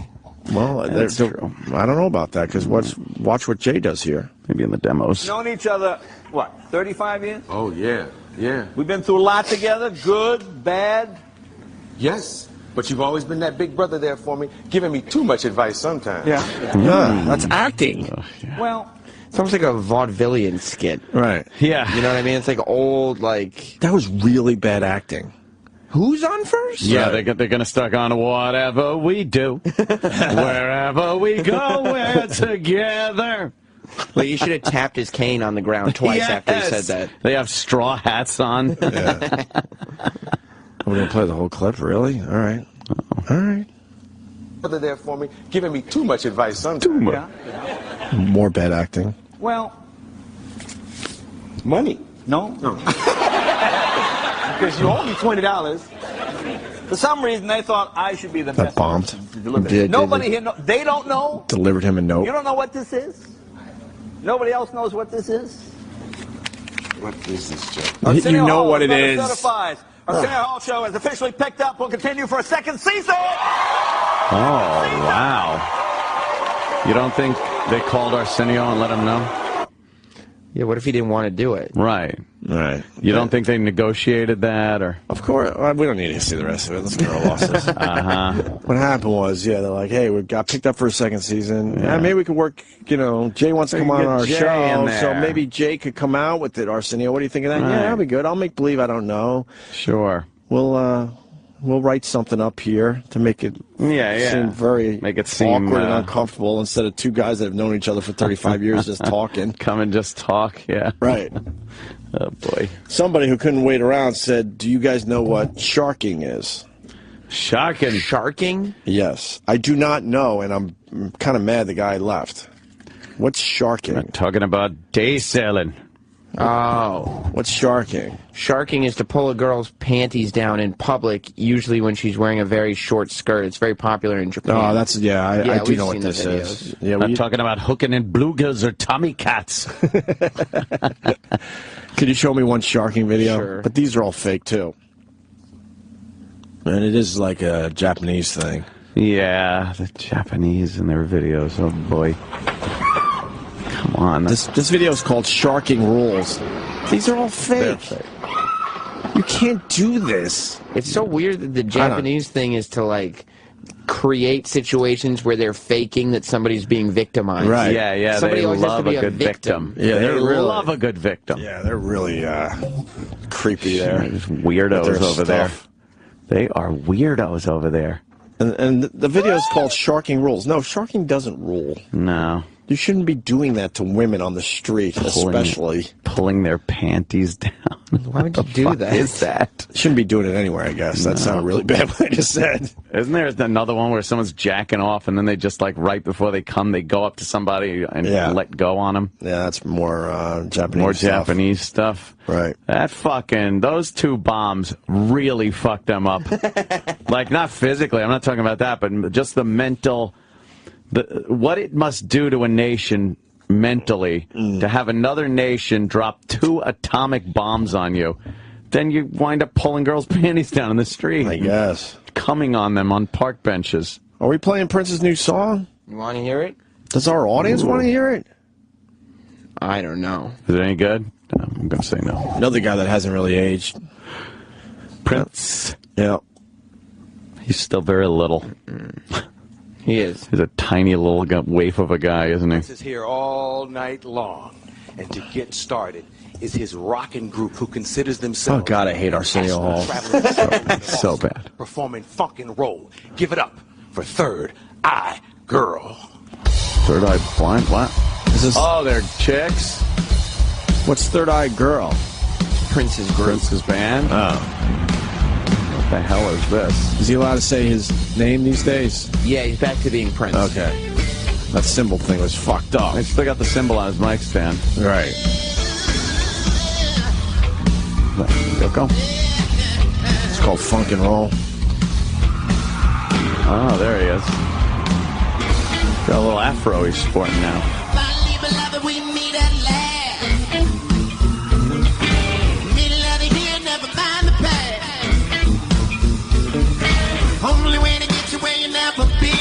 We'll try to get to the hook. Yeah, we'll try. He looks like short little Lenny Kravitz. Yeah. That's gotta be a wig, right? There's too much going on with that afro. Yeah. It's gotta be a wig. It's alright. Generic. Kind of like a few Prince songs. That's all right. Whatever. We've got little dancing people behind him. What are you going to do? It's not as good as a Batman song. Bat Dance? Bat Dance. Yeah, Bat Dance was great. Oh, my shit. That's one of my favorites. That was the shit. Let's say hi to Brian in Wisconsin. Brian. Guys, hey. Anthony, you were talking about Japanese being perverts and stuff like that. Sure. Haven't you ever listened to Jimmy talk at all? No, never. Why? What? What? He's just a bit peculiar as well with his, Jim is not an entire culture. Yeah, I mean, I guess you're right. There's a whole thing going on over there. Yeah, they get weird with their stuff, with their porn and their sexuality. Joey in Jersey. Hey, guys. Back to the Japanese videos. There is a video that I saw where this guy just runs up to a chick in, a bus stop in Japan, and just basically jizzes on her head. Yeah, they do that jizz videos. Yeah, yeah. And then runs away. And I got to say, I think it was adorable that your call screener did not know what bukkake was. Aww. Who answered the phone? Is it She Becky? hasn't worked with you long enough. She shouldn't be subject to That's adorable. That type of filth. Poor Becky. Later, Becky. All right, let's go to James in Nevada. I guess he does upskirts. James. Becky. Morning, boys. How you guys doing today? Do you really do upskirts? Or you just trying to get on our show? Actually, yeah, I do them. Why? Well, what else do I got to do out here in Nevada? I don't know. The secret is a two-man team. Two-man team. One causes a distraction. The other one takes the picture. It's pretty simple. Slavo! Little shout out to Slavo. Hale in Arkansas. How do you say your name? Hey, it's Hal. It's Al with an H. Hal. How? Yes, sir. Well, it's spelled H-A-O on our phones here. You say H-A-L? H-A-O. That's how they spelled your name. That would be completely wrong. It's H-A-L, sir. Okay. What do you got, buddy? Oh, Becky. Hey, you were talking about crazy Japanese stuff. I want you to check out something going on in Japan. It's called baby metal, one word, and the video is Give Me Chocolate. It's kind of hilariously awesome. Baby metal. Give me chocolate. Yeah, check out the video on YouTube. You'll either laugh or hate it. All right, let's give this a shot. Let's give this a shot. Thank you. All right, here we go on baby metal. From one of Give our me chocolate. listeners, which never works out ever. Never works. Got to acknowledge that. Some kind of live performance. Live performance is 3 Japanese girls looking pretty hot in little choreography, Spanish-looking dresses. Yeah. And they got dances all worked out. Right. And of course, they got the pigtails high on their head. They look kind of anime-ish. Anime. And all the people in the band are skeletons. I like the sound.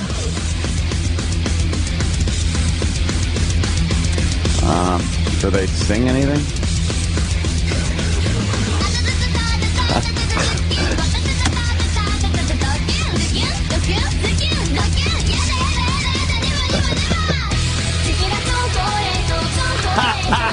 I love this. What the hell is... It sounds like a regular song in fast speed. Yeah.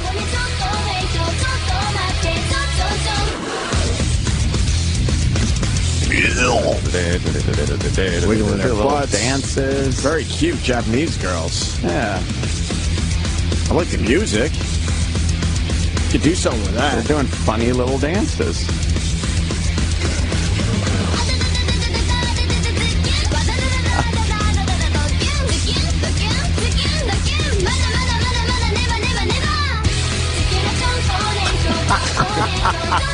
Holy shit, what the fuck? They're adorable. They're crazy over there.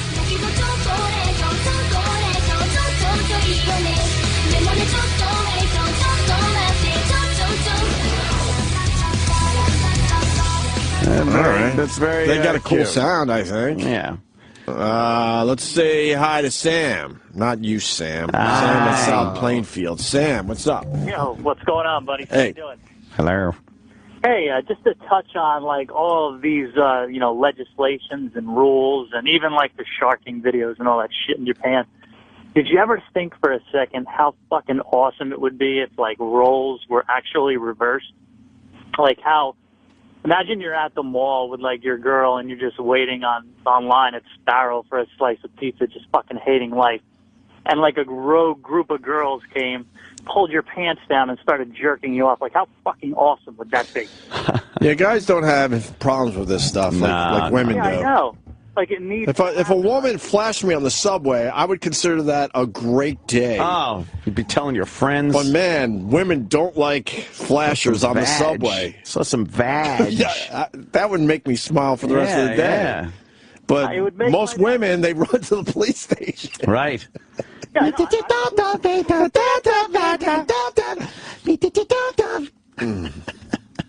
I don't know. It doesn't work out the same way. No. Guys don't really care in general about Guys any of that wouldn't care. stuff. It's always good. Is that because guys feel like they can control the situation? Is it because the women feel vulnerable? I feel like there's a lot of women out there that wouldn't mind seeing a guy flash on the subway. No, they just don't like it. Yeah. Yeah. Maybe we should have an experiment. Guys wouldn't care, though. We should do our own experiment. We do have a guy intern. Guys and then girls. Right. We need a girl to do it in front of, like, guys and see how many fucking guys complain. Call the cops. Can you think of a scenario where a woman would absolutely violate your personal space? Unless it's physical harm. Right. You know. Yeah, well, of course. But if it's just some kind of masturbatory thing, or she squeezes your ass or fucking grabs your dick or something, it's not bothering me. Nah. It's not bothering me none. No. I don't care. I'm trying to think. Fat girl sits on your face. Yeah, what if she's gross? Fat girl. Still wouldn't matter. I'd laugh. In a skirt, no panties, smothers your face in public. Now what do you do? All right, that might be a little much. You know, because then, again, it's the harm thing. That could be some disease over there. You know? What if she's 20 years old and she's in perfect shape? Are you running to the precinct? Yes. No, you're right. I'm not. That's a double standard. But why? I would assume women feel like they're vulnerable. I don't know. Yeah, they're being violated. Right. Yeah. And they get mad right away. Yes, very quickly. A couple of these pop up on the subway every year, and it's really funny how the women, they don't take shit, by the way. I'm not saying they get right in the guy's face. Right in the face. They're snapping pictures. They're fucking yelling. Calling him a pervert and pathetic and all that. Yeah. But if the roles were reversed, the guy's just enjoying the show. Yeah. So. What is this video? What is this one? This is an old one. This is like 10 years old. And what is it? It's a bunch of Japanese guys, and they sing this song, and they're all wearing just underwear with leaves. Like with the leaf in front, like Adam from the old Adam and Eve. Right. This is huge virally like 10 years ago. Oh, yeah? Well, it's not 10 years ago. Let's say hi to Lady Trucker. Lady Trucker. Good morning. Yeah, the problem with guys that flash is they're just ugly, creepy-looking fuckers. You do know you look like a pig, right? Wow. Why are you calling guys creepy-looking? Because the guys that tend to flash are creepy-looking, ugly fuckers. How would you guys feel if I was flashing you in the subway? Yeah, that'd be a problem. Yeah, I would not like if you flashed me. What's with the voice this morning? Yeah. It's been out for all week. I coughed so much I blew my voice out. You did what? She coughed I coughed really hard. What are you coughing up? You blew your voice out. Coughing. Jesus. What were you coughing up? You sick? Yeah, what do you got? Yeah, it's just liquid phlegm just going down to my lungs. Yeah. It's so fucking sexy. Yeah, right. You're a disaster. All right, let me, thanks, Lady Trucker. You're amazing. Let's go to John in Jersey. John. How you doing? Hey. Hey, John. I was in a gift store at the mall a couple weeks ago, and I went to the back of the store. I was looking at something. This big fat girl who was sweating profusely looked at me and said, "Oh my God, it's so hot in here," and pulled up her shirt and showed me her big wet... Her boobs? Her big wet boobs, yeah. Boobs. And I just, I looked at her and just walked away. Yeah. I tend to not believe you. I swear. You swear that she did I would that? have said she was hot if I was lying. Right. Yeah. Huh. Slavo! Another Slavo. Are you the same guy? No. Oh, okay. These baby metal girls Thank you. really do dance around very energetic-like. Yeah. Let's say hi to Jay in Pennsylvania. Jay. Yo. Hey, buddy. Hey, that guy was so full of shit. Uh-huh. Oh, the one we just had on? Yeah. Yeah, I believe so. Okay. It just doesn't happen to guys. No. It just doesn't happen. It doesn't. It doesn't matter. Yeah, it wouldn't matter. There's an awesome video on YouTube called "I Was Robbed by Two Men." It's learning. It's Japanese people learning how to speak English through exercise. You got to go forward a little bit, but the Oh, boy, it sounds like a lot of work. Why are we doing this? It sounds like a lot of work. You're giving us too much work. How far into the video before it gets good? You got I think it's like a half a minute. All right, let's give it a shot.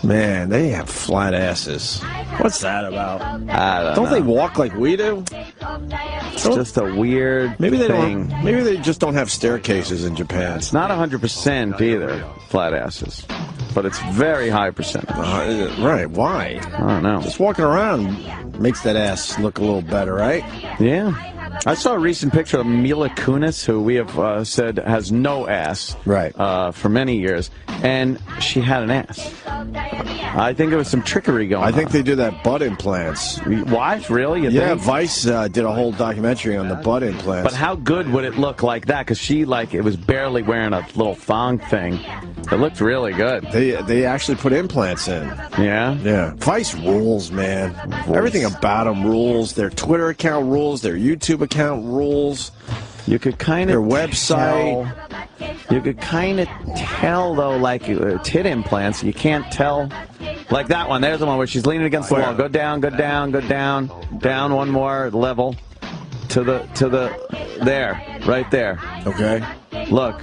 Yeah, man. She's got a great little. That is a great picture of her. It's tiny. Yeah, but it's there. I bet you that's airbrushed. You think? I bet you they airbrushed that a little Maybe. bit. Something doesn't look right. That light highlight right there does a lot. She's standing on her toes. Yeah. So, diarrhea. I have a bad case of diarrhea. Oh. Have a bad case of diarrhea. Because she got zero ass in a lot of the pictures. She's a very cute girl, though. She's without makeup. Yeah, seen that one? Yeah, of course we all have. On Facebook. Oh, here, what Hollywood street address are you? I'm Vine. What? Oh, that's all Facebook is now. Oh, what character from Breaking Bad are you? Oh, really? I'm Walter White. I'm Walt Jr. Oh, what type of string are you? I'm Twine. They've gotten just all these. It's all there is. I got a bad case of diarrhea. It's that, and then you got to deal with this. No. Oh, our good friend of 15 years is gone. Little Snuggles. We had to take Little Snuggles and put him to sleep today. And then the 150 comments. So sorry to hear about your loss. You know, remember the good times with... It's all it is now. Social media has shown that we just don't have anything to talk about. Nothing. We really don't. diarrhea. I have a bad case of diarrhea. Every time I go to Facebook now, all I want to do is cancel my account. Really? And throw it away. There's nothing on there that I scroll through, I see what a couple of my friends are doing, and it's like, oh, this, that, big shit. And for the most part, it's just, check this out, holy shit! And it's a video you've seen 2-3 years ago that you know is fake. Holy shit! I love Facebook as far as promoting my dumb stuff. Yeah? Yeah, I get way more attention off my Facebook page than Twitter if I have a video or something. Yeah. I put a link on my Facebook page. It does way better than if I tweet it. Way better. Look, the water slide guy is launching on a ramp and going into a pool fucking 100 yards away. That's cool. Really? Is it? Yeah, that's cool, right? It's great CGI, Oh, diarrhea. What's your Facebook page? Mine? I guess just Anthony Cumia. Nice. Yeah, I think so. I had to add fans onto the end of mine. Did you? Opie Radio fans. And notice the fans part. Yeah. You hating assholes. Oh, boy. It says fans. So if you're not a fan, show you're not a fan by not going there. Yeah. We need to save these animals. What animals? I don't know, but then there's a video of some fucking 3 dead dogs in a dumpster. I want to see it. I don't want to see it. Of diarrhea. Diarrhea. Oh, diarrhea. I have a bad case of diarrhea. It goes on and on, doesn't it? I want to talk about something after the break, but now this song fucked me up. It's really brainwashing. Let me take a sip out of my my health shake, and maybe I'll remember. Your what? My health shake. God, I outdid myself this morning with my health shake. I don't remember it being called that. It's the same thing as before. It's my health shake. Look, it comes in a nice like cup. In a NutriBullet. I don't know what you're talking about. This is my health shake. Did you put a boost in it? I did. You got to put a nice boost in your health shake. Trouble in Paradise? Yeah, because that sounds like a NutriBullet and also looks What are the you same. talking about? It's literally the same cup you've always been using. It's my health shake.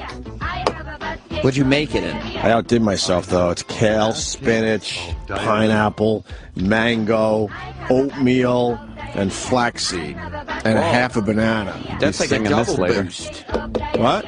You'll be singing this later.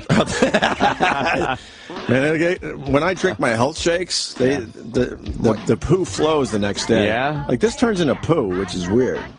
Love my health shake. It's What's the matter? No envelopes? Yeah, are you waiting for? I'm a free agent.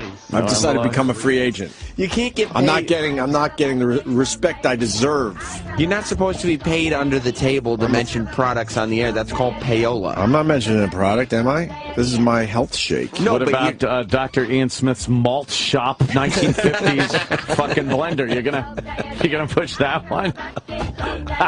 Oh, Dr. Ian Smith. Oh, Doctor. When we saw his blender, with all the great blenders out there, I'm like, what are you doing? What is he doing? But I'm not sure. Maybe we didn't see the...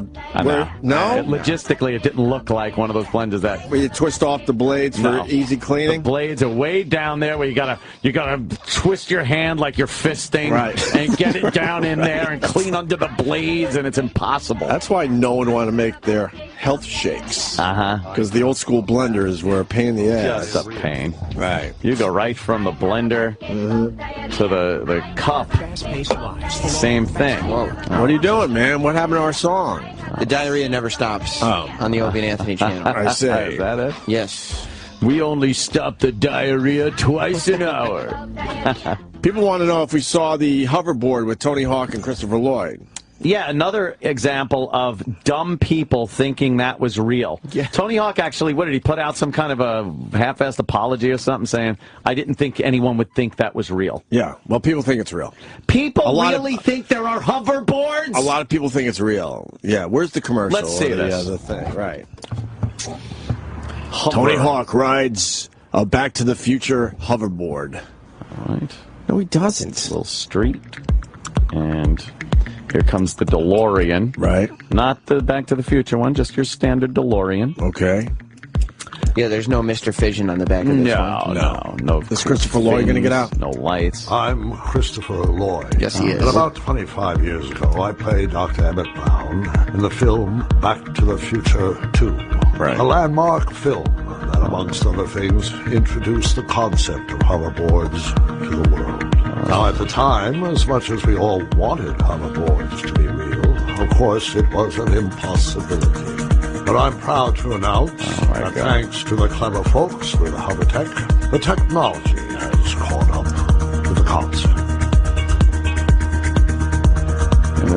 This is very well done. Right, of course. And people are dumb. What is this, like a Funny or Die or something? Yes. Christopher Lloyd, he's come with this big case that's like Biff had. Right. Handing over the hoverboard to Tony Hawk. Tony Hawk opens up the case. So if it really was a hoverboard, he's going to ride it for the first time, and there's not going to be problems figuring it out? I can't believe how well it works. I didn't think it'd be that smooth. You know, it always looked in the movies like it was just They didn't even get a pit bull? sideways, and once I got on it, it felt He natural. can't go on water. Well, you know what you need for water. A lot of unless you got that are skating nowadays, adamant skate fans started skating because of that movie. Tony Hawk is boring. Current pros. I know he makes a lot of money and stuff, but he's a bore, too. I never found him interesting.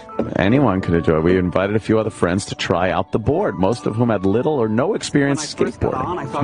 Moby? Awkward. I thought there'd be sort of like Look at Moby's head. Very Charlie Brownish. Start riding it, you know what to do. Look at the people. No precedent for this. I have no It idea is how it real. works. I'm baffled He's by the floating. It's got to be real. But then again, I'm baffled by most technology. Look who's riding it now. Shaq Balloon. Oh, look who it is. Terrell. How does he want his name? You said Terrell, and he said it's Terrell. Oh. He's another asshole. Who else is in this? I didn't believe it. Schoolboy Q. I don't know, Schoolboy Q. He's the hot shit right now. Why? Because he's what it is. He's got one of those nigga songs. You know how dangerous this would be? What? That's not how they're described. I guarantee Schoolboy Q has one of those songs. Where they say that a lot. You know, I'm bored with this. Yeah. This could have been a very cool thing. It's boring. It's long as shit. How long is it? It's like 4.5 minutes long. Oh, really? So now Tony Hawk is using it? Oh, no, that's Moby. Moby and... How are they all so amazing? They think it's real. So what's the deal with this video? It was sent to you a lot? Yeah. Oh. Yeah, I got this a lot. And what was the... I got this along with the people that go, hey, look, today was the day in Back to the Future when Marty went to the future. And then they just have the digital readout of today's date. Right. Someone's saying, well, Steve's got some info on this. Steve? Yes. Hey, what's up, guys? All right. Hey, you actually can see the crane in this video, like, for 2 seconds. Somewhere in the video, you see the actual crane that's lifting people up. You only see the wheels on the tires, but you can easily tell it's a crane. Yeah. Oh, my God. Why wouldn't they cut that out? A bunch of silly geese. Guess it was a Silly good shot. geese. You're right. All right, thanks, guys. Have a good one. Let me say hi to Brian in Philly. Brian, Hey, guys from Shaking. what's up, buddy? The hoverboard thing, people actually thought it was real. I don't want to live on this planet anymore. They did. A lot of people thought it was absolutely real. Yeah, but my point is, fucking Facebook would dispute it? No, it would dispute it, and it just, it's like surrounded by stupid people. Like, there wouldn't be the dancers. Angry. It's a fucking break society. He's trying to be a character? I'm gonna go Yeah, he's trying to get John. He's trying to be a combative character, John. I think. Oh, you mean this guy? Hey, John. That motherfucker's stealing my character. What He's trying. He was trying. He was trying to steal your character, John, but it's not a character. You're the real deal, John. Yeah, we know you're the guy. You were a big hit yesterday on the show. Yeah. Did you see? I was going to call in earlier, but I was, like, tired, and I didn't know if I would be good today, but I said, fuck it, I'll call in. Did you see the movie Her again? No, I did not. I should watch it again, but I actually got a question. Oh? Would it be, well, do you think it's creepy or would it have been funny? I was around the area of Anthony's house and I had the DVDs on me. I was going to put it in his mailbox last night. You got a stalker, you know. That would have been a little creepy. It would have been creepy? Yeah, because I'd have looked in there. Right. I'd have looked in there and been like, what the fuck are these doing in there? And I'd have wondered, you know. Yeah, I think that would have been creepy. Then I would have checked my cams and I'd have seen somebody walk up to the mailbox and put it in. And then my little scrawny ass. Then I would have blown up the picture and posted it on Twitter and said, anyone know who the fuck this is? And then you'd have probably said, oh, that's me. Mm-hmm. And then I said, don't come by my house again or you'll get shot. End of story. Well, I would have just tried to keep the bit going of whatever. No, you don't have to. You don't have to keep the bit going. Just be yourself, and we'll see what happens. Yeah. Right. I'll just narrow it to the studio. It's always bad when people try to keep a bit going. Yeah. What, I don't even remember what videos he was talking about. To tell you the truth. The hard DVD. Why do I need that?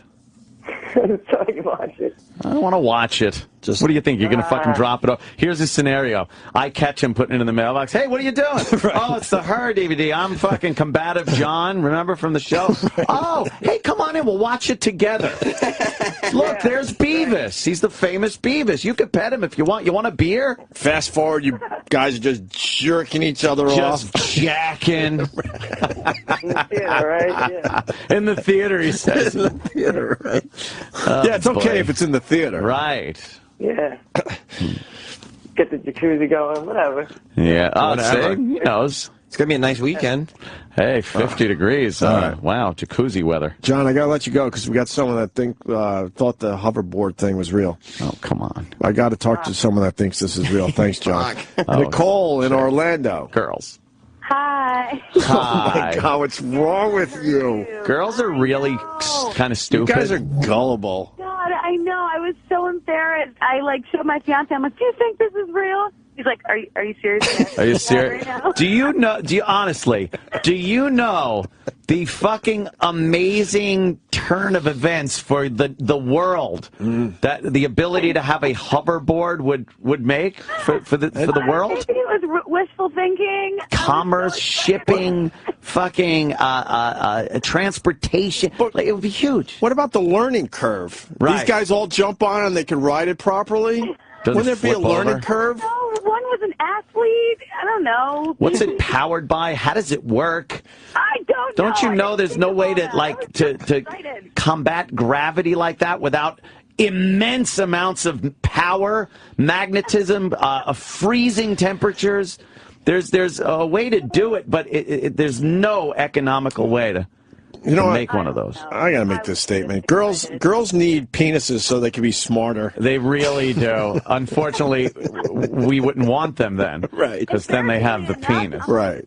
Embarrassingly enough, I'm a pretty smart girl. I mean, I know. Well, for a girl, I bet you are. Yeah, for a girl. But that vagina. For a girl out of Orlando, you must be a rocket scientist. You know those games where you got to build your character, and you're like, okay, I'll give him this much charisma, I'll give him this much strength, but now I don't have enough points, so I got to cut back on this. That vagina takes up so many points when building a female that you don't have much left for things like, common sense, brains, patience, fucking. All right, well, the vagina. Thanks, guys. All right, Nicole. At least she's brave enough to call and say that she thought it was real. Yeah. I respect that. That is there are funny. hovercrafts, so it can't be too far-fetched. Hovercrafts! There can't be hoverboards. Would you stop it? What about the hover golf cart? Hover golf cart? That, who was it? Was it Bubba Watson? Yeah. Is that the one with, it's forced air underneath you think that one was real? With a curtain? Is that it? I don't remember now. We played it on our show. A hovercraft is just air underneath something, a cushion of air. That's not a hoverboard type. A hovercraft golf cart would rule. But we haven't heard anything about it since that video popped up. So I think he was going for the goof too, right? Full of baloney. It had to be, or we'd be talking about it every day. Every damn day. You see that Christopher Lloyd, he posted a video afterwards saying he was duped. It's another goof video. It's another goof video, right? You don't. No, he's boring. I was duped. Yeah. We had him in studio. I know. He's a nice guy. Oh. I see him almost every day. He's a nice guy. You do, huh? Yeah. He's down in your neighborhood? Jim. Yeah. He's one of the gym guys. At the gym? He works out down at the gym? I see him. See a lot of Tony Danza. Marty! Used to see Regis. Yeah. With his old man muscles pumping a lot of iron. Nice. He's got an old man body that's like all pumped up. Yeah? Yeah. Doesn't look right. And he's an asshole. He does not want to be bothered. So he's an angry guy. Yeah, he's not the nice. He's not the nice guy you see on TV. He's totally different. Well, that's just it. Now you don't see him on TV either, so he's even more angry. He's so not approachable when he's not. Oh God, he's completely different. Michio Kaku's on CNN. We plug in, and then all of a sudden physicists making the rounds these days. I think we're supposed to have them. Well, that's the goal. Yeah. We're not there yet, but for animal studies, we can actually do that. When animals learn certain skills, we record the memory, and then we reinsert that memory back into what is called the hippocampus of the brain, and the animals learn it just like that. What is it that you're inserting that is the memory? Well, we're learning a task in the hippocampus, in the center of the brain. Electrical activity surges in what is called the hippocampus. That is your memory organ. We record it. Just like you videotape something, we record the impulses going in the hippocampus. So the impulses have a specific pattern or makeup that are unique to that particular memory, right? We record it. Everyone likes trying to sound smart when you talk to these guys, by the way. You try to sound concise. Right. You use a few words that might be a little larger than your normal vocabulary.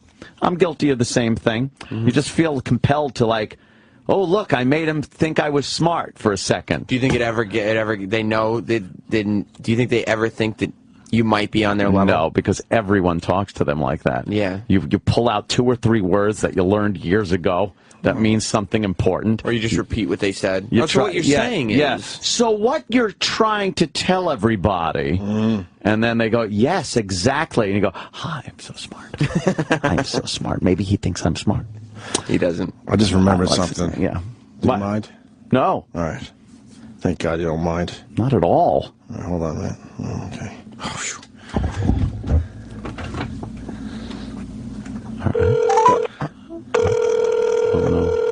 this a cold call? Is this E-Rock's number? No, I just remembered something. I can't wait to find out who it is. Opie and Anthony. Paulie! Paul! You're on the air. I'm up to this morning.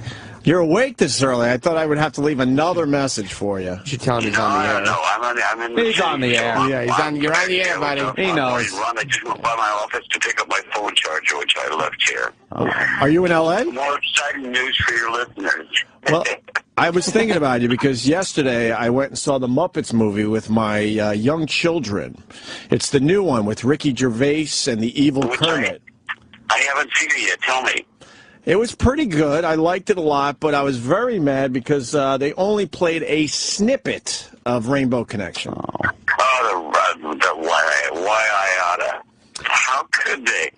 How could they ignore something that I wrote 408 years ago? Now you're still going to get the check, right? You know what? We can start a movement. You know, it's what we need to do is give Rainbow Connection its own Twitter account, like Pharrell's had, and see what happens. Well, I think they should have you singing the song in all these movies, Paul. Well, this is why, why when the phone rings and if I'm awake, if I'm even close awake, even my unconscious will go, it's Opie and Anthony, you better pick it up because this is family now. It really is. Stuck with me. It really is. It really is. I'm just looking out for you. I'm mad they only used a snippet of Rainbow Connection. Yeah, well, the rat bastards. What can I tell you? It's just sometimes stealth can be heartless. Yeah. Are you still hanging out with those robots? You know what? We picked up that night's award together, and I was meeting with them later when I get back into on the West Coast. I'm going to meet with the guys and talk about something else. But at this point, I'm just, we're writing Pan's Labyrinth for the stage with Guillermo del Toro. And Gustavo Santaolalla is writing the music. I'm writing the words. And then the main thing that I'm really just finishing up is, Tracy Jackson and I are writing a book called Gratitude and Trust. Recovery is not just for addicts, and it'll be out in September. So when that book comes out, I want to come over and drag my friend Tracy, who's this really brilliant lady, and sit her down with you guys. And if you can't take advantage of your friends, who can you take advantage of? Brilliant. It is brilliant. All right, Paul. Love you, miss you. Talk to you soon. Oh, jeez. See, now he's going to think there's a problem. Why? Well, you just kind of hung up on him. He said love you, miss you, but... Should we call him back? Probably not. Oh, we should? I think it would be harassment at some point. Why? When does it turn into bullying? He was probably bullied a lot. Oh, you're going to say there's a problem with the phone? That old gag? Someday you'll find us rainbow. Paul, Anthony feels like I might have hung up on you there. I didn't mean it to sound like a hang-up. Oh, no, it didn't at all. It did not sound like a hang-up. No. All right. No, you guys are, listen, you guys are, on my Instagram, I did a thing about the other day about the Nerdist podcast. I said, you've only got, I'm 164,283 followers away from kicking your ass, Chris Hardwick. And Opie and Anthony, you're next. Whoa! Oh, man, nice. I like that. I got to follow you on Instagram. All these followers, I've got like 9. I'm just starting to Instagram, so. Oh, but come it was on. a shout out, and then I think I put as a hash mark, I put something loving and like you guys are. Love you, miss you. Love you, miss you. So kind of you. I appreciate it. Yeah. What's your Instagram? Let's get you some followers today. Instagram is Paulilama2, PULIELAMA2. And the Twitter is at I am the letter I, the letter M, Paul Williams. You guys are amazing. What did I do? I don't know, Paul. We just love you. And, of course, miss you. When it's summertime, we're playing golf, right? I would love to. I'm going to take you up on that. That would be good. We desperately need to do that. I mean, if tiny little you can get the clubs. full payoff of the friendship. That's the most. See my golf so we can Yeah, I hear you. All right. All right, Paul. Listen, if there's anything, flash right back at you guys. If there's anything I can do, you need me to show up for some charity thing or somewhere like that thing. Nice. I never fail to ask. If I can do it, I'll be there. I appreciate it. Thank you, Paul. Thank you, Paul. You got it, guys. Have a great day. Yeah, let's hang up proper now. Thank you. Love you, miss you. Proper. All right, bye. Proper hang up. His little golf clubs. That would be adorable. Keep saying he wants to play golf. I got to do it. It would look like that dwarf. Hey, we got Joey Diaz walking down the hall. So there he is. We'll take a quick break, and we'll get Joey on the show next. Stay there.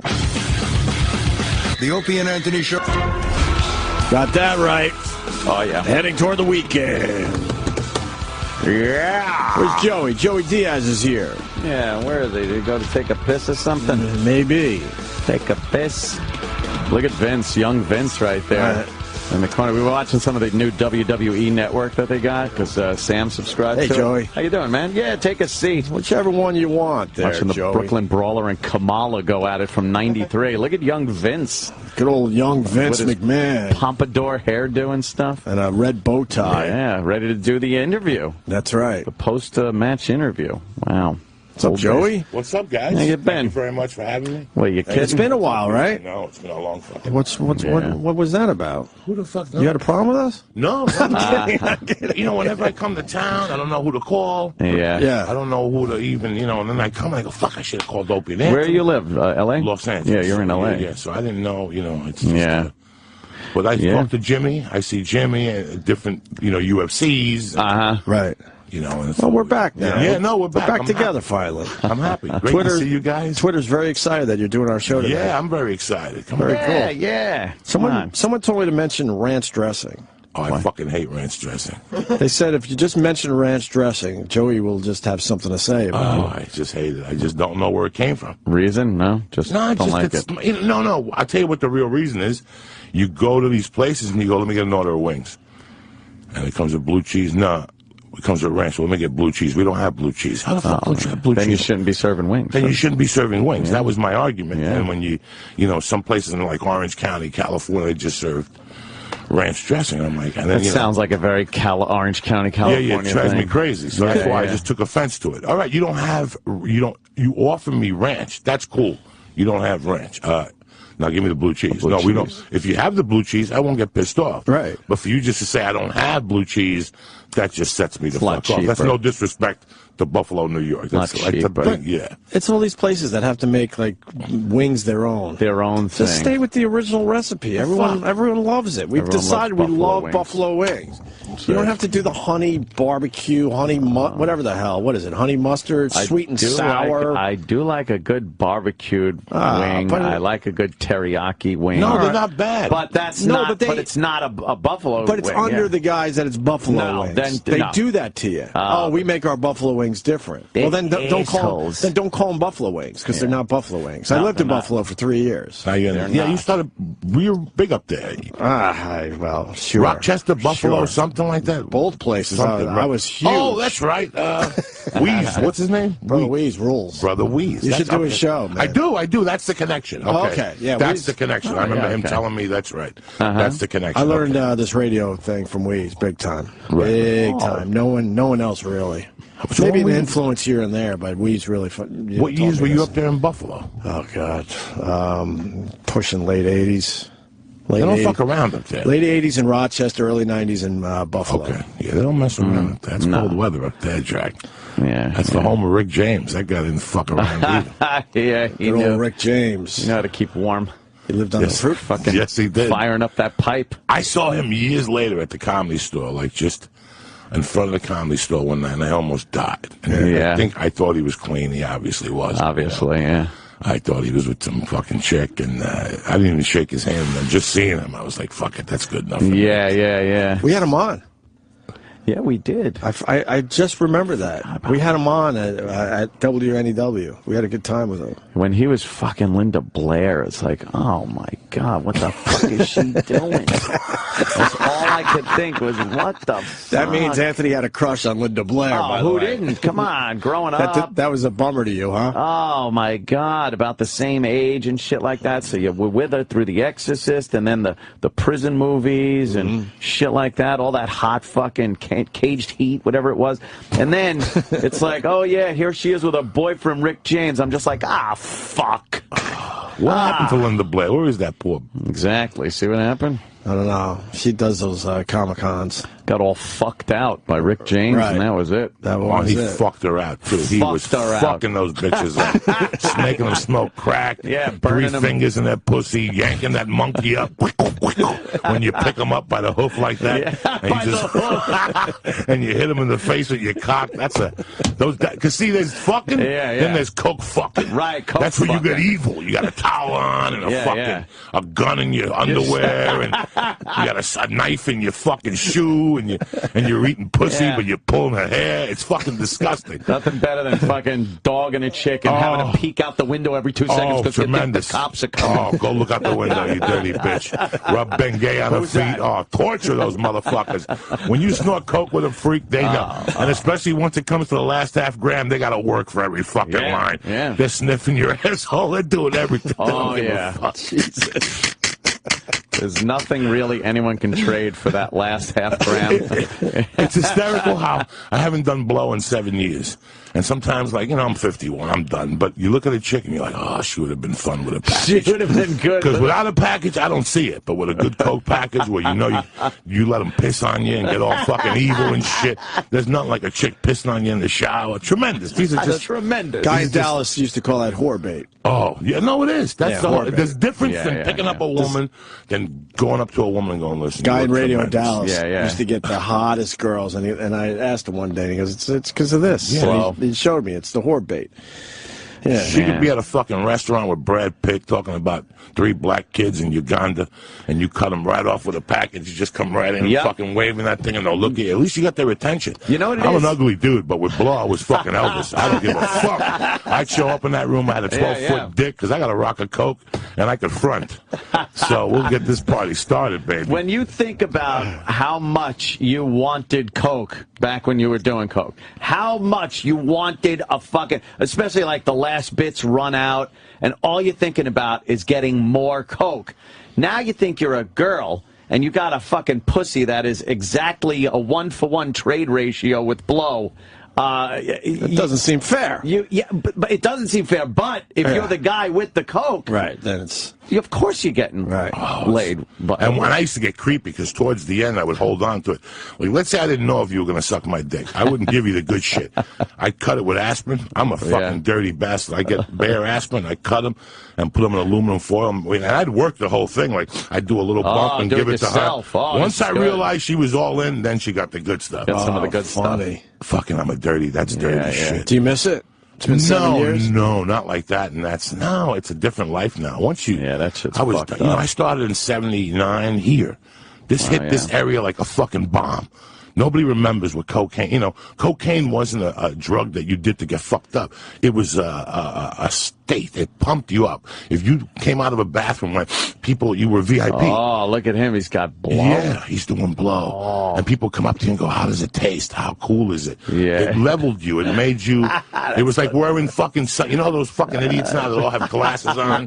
They all put glasses on to be cool. Like, these are for me to fucking read. Not for me because I'm a blind fuck. Not for me to be cool, to look smart. That's what cocaine did. It raised you a class. Raised you up a few points. It raised you up a few points. Yeah. So that's how it got sucked in. And it just, I remember going to 135th Street, going to Amsterdam, right to the Dominicans, and going in the back, and, then at 3 in the morning. Were you ever scared up there? Never. Never had a problem? Well, because they need you to come back. I guess, right? And the neighbor, I remember going into that. It was better if you came back instead of just robbing you there. That parking garage on 181st Street, we'd go in like you were going to park, and you went up to the top, and it was a fucking club.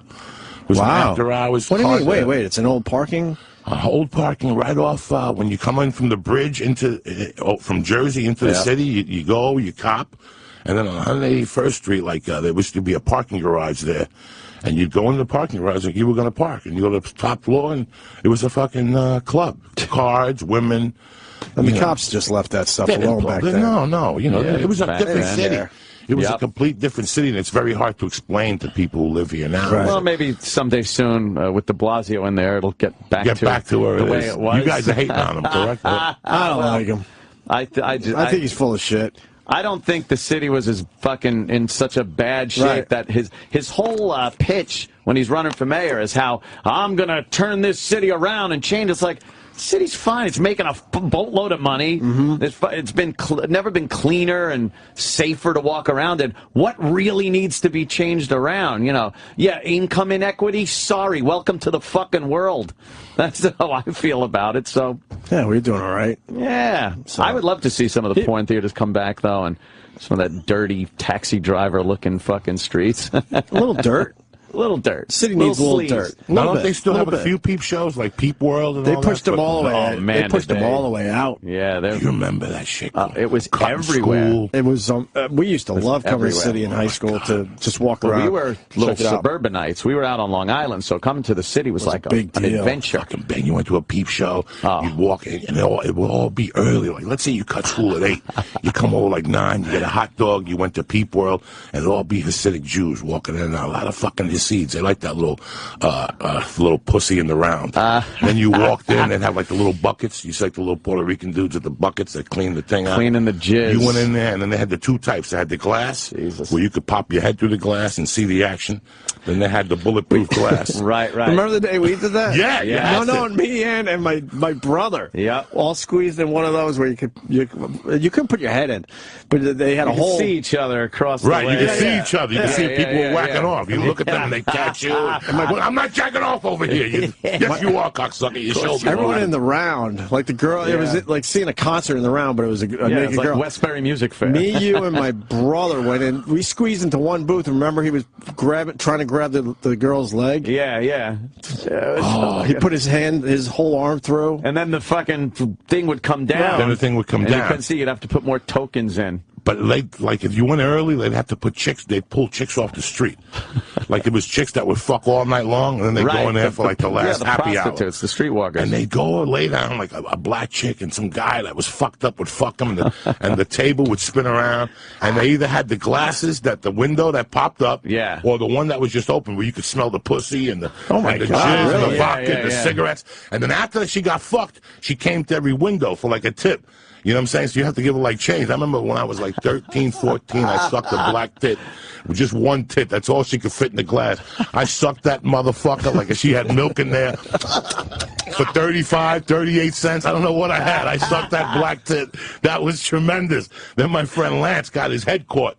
And one of the things, they had to call the fucking guy. That's embarrassing. Oh, those peep shows was such a... I didn't know they were fuck shows. They had the peep shows. Some of them had women that just came in, and some of them had women that you could see had gotten stabbed. They just got out of Roosevelt Hospital. They had like a patch in their back and shit. They go in there and they're like, "Can I catch a shift?" And somebody would fuck them, no condom. They'd be all sweaty. And you're looking at this as a 13-year-old. This is tremendous.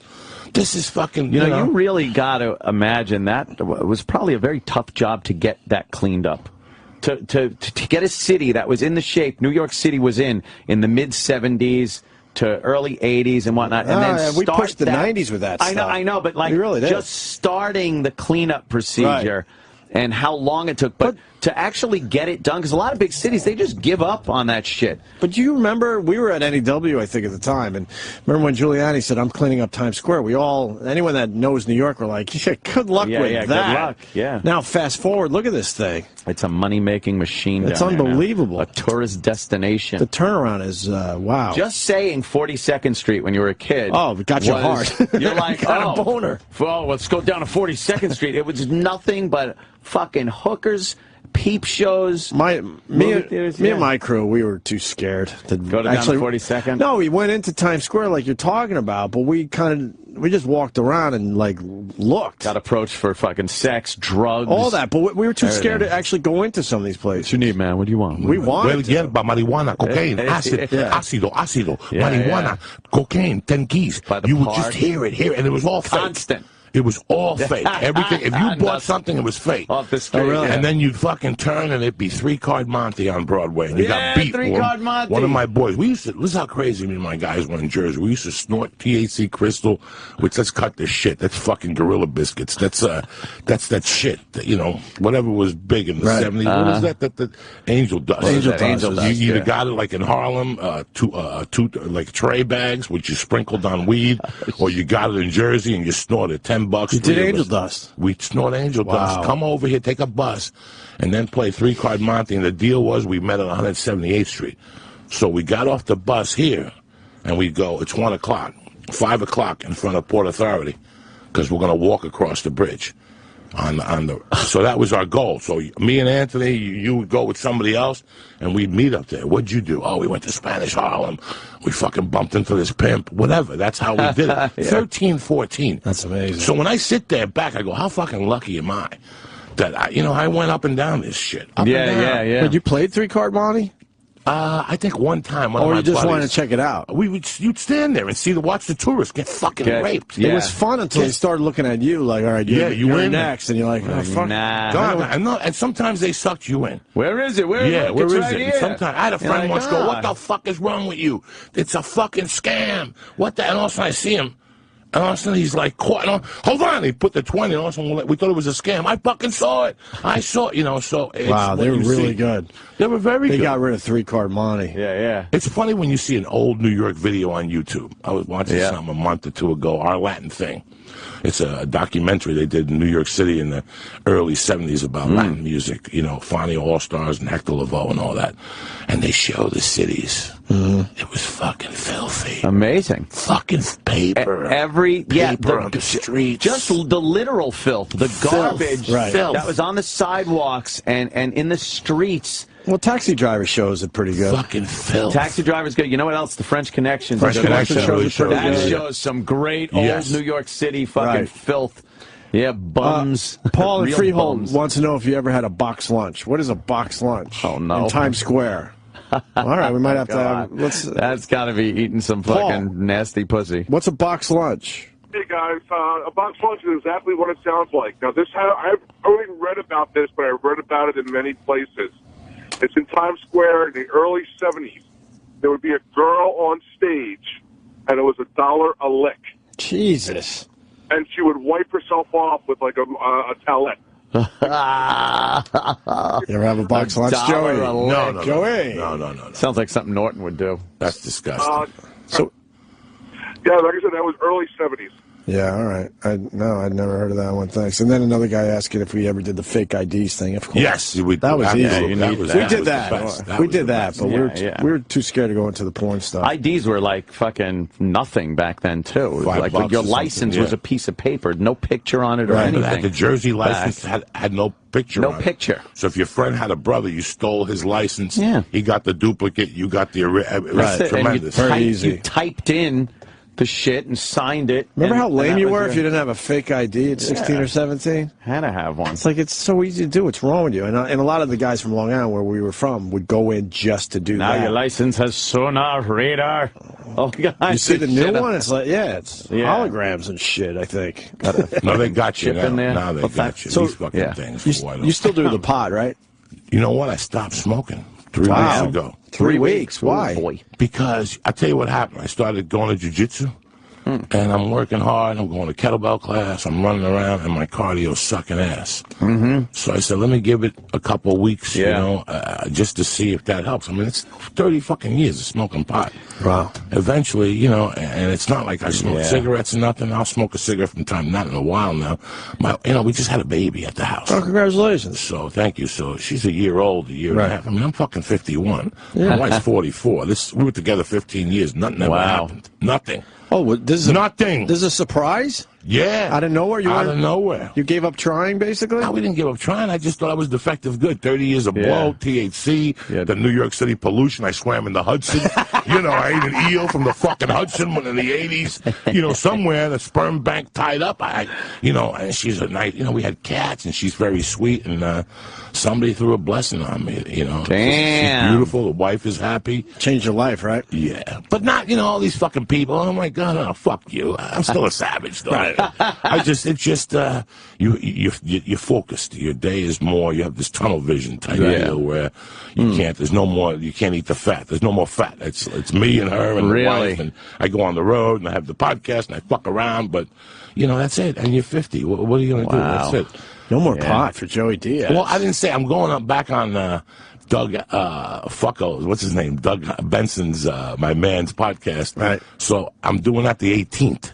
So it would basically, I got to smoke on that thing. So it basically would be 30 days. Right, okay. So I just want to see how it felt. I mean, I tell you what, I do feel great. You know, I'm still not running up fucking stairs. Right. That's the sad part of it. But it feels good to give it a break. I ate a gummy bear this morning just to get the blood going, like a THC gummy bear. Gummy bear. You know, like a gummy bear, only with THC in it. Just so you're still... Yeah. Okay. I still eat it, you know what I'm saying? Oh, you're just not and smoking I smoke the vapor pen. I just don't smoke the fucking joints like I'm going out of stuff. Good. I thought it feels good because you're not on the pod. No, you're I eat a gummy bear. Oh, you're getting it I ate a other Chibo chew on the plane. Yes, that was fucked up. Okay. I fell asleep the last hour. Chew. All right. All kinds of. Now it all makes sense. Yeah, no. I'm just not smoking like, you know. The smoke fucking, isn't good for your lungs. But, you know, when you go get your license, they always say to you, have you considered vaporizing? I'm like, not really. You know, I smoke. This is the way. You know, I talk about cleaning up the city. You know, when the first time I bought pot in the city I was 14, and I went to a church in the village. And my friend's like, wait in the car. But how much do you want? $10. And I saw him walk into the church, into the bingo downstairs. And he came out. That day I lost, like, faith in the church because I was a real fucking Catholic. Right. I'm like, what the fuck? And I seen, like, the priest down there, so he was in. In those days, people came in, they sold weed, and they probably kicked the priest $300. And he was happy. I remember they got me, like, an eighth of weed and a little chunk of hash at a fucking church. At a church. And I was so happy. How but smart that's is how that? fucking crazy New York was. Right. Yeah. That's the, you know, people will never understand. That's how you could, you know, I left New Yorkville, a lot of reasons I left this area.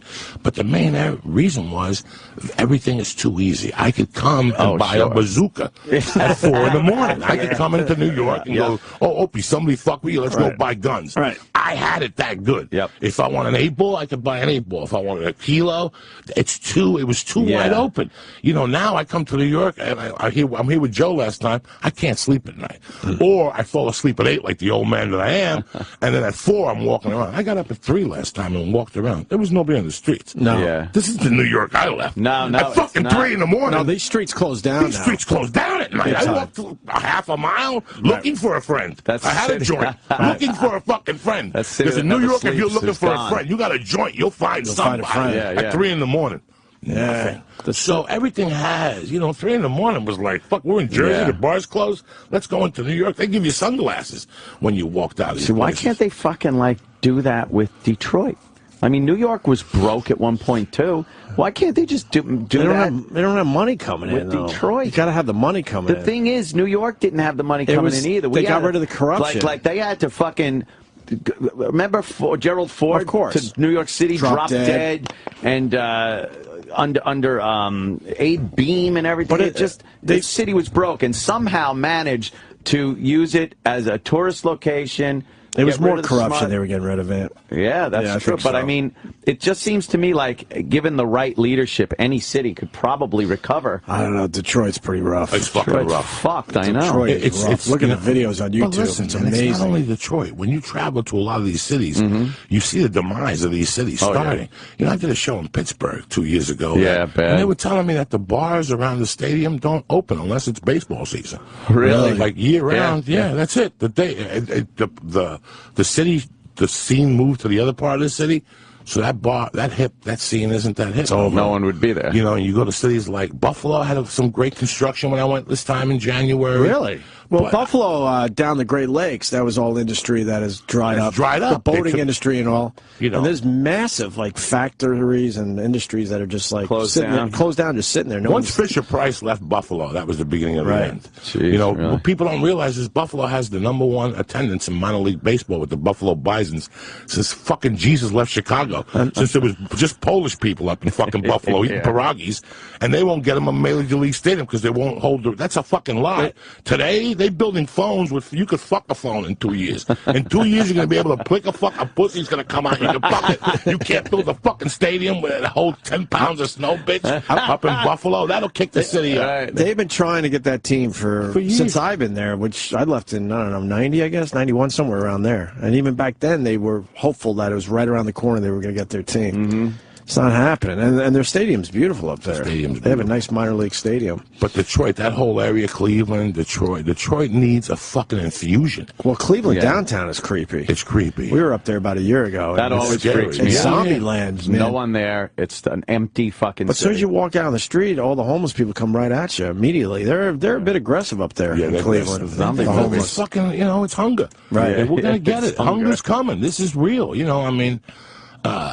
I hope they do something in Detroit. That's one of my all-time favorite fucking. Listen, Michigan's a great place, bro. You want to talk about a bag of Coke and some dirty white women? Michigan's the spot, Chad. If you want to get your dick sucked old-fashioned with a chick with dirt on her heels, when they're sucking your dick and they got dirt on their heels from the flip-flops, that's a good dick sucking, an American dick sucking. And you put a Coke rock in their pussy and you eat it. You work that fucking monkey like a savage. That's Detroit. They had some fucking tremendous American fucking women up there. Good. But now, I hear that Dearborn and all that is very heroinish. It's it's the biggest Arab community in the country, and ever since 9/11, they got a lot of H in that. That black neighborhood in Detroit, that's gone. Coco's Comedy, all that shit where I used to go do comedy 10 years ago. Yeah, done. So they need they need somebody just coming there with $20 billion. Right.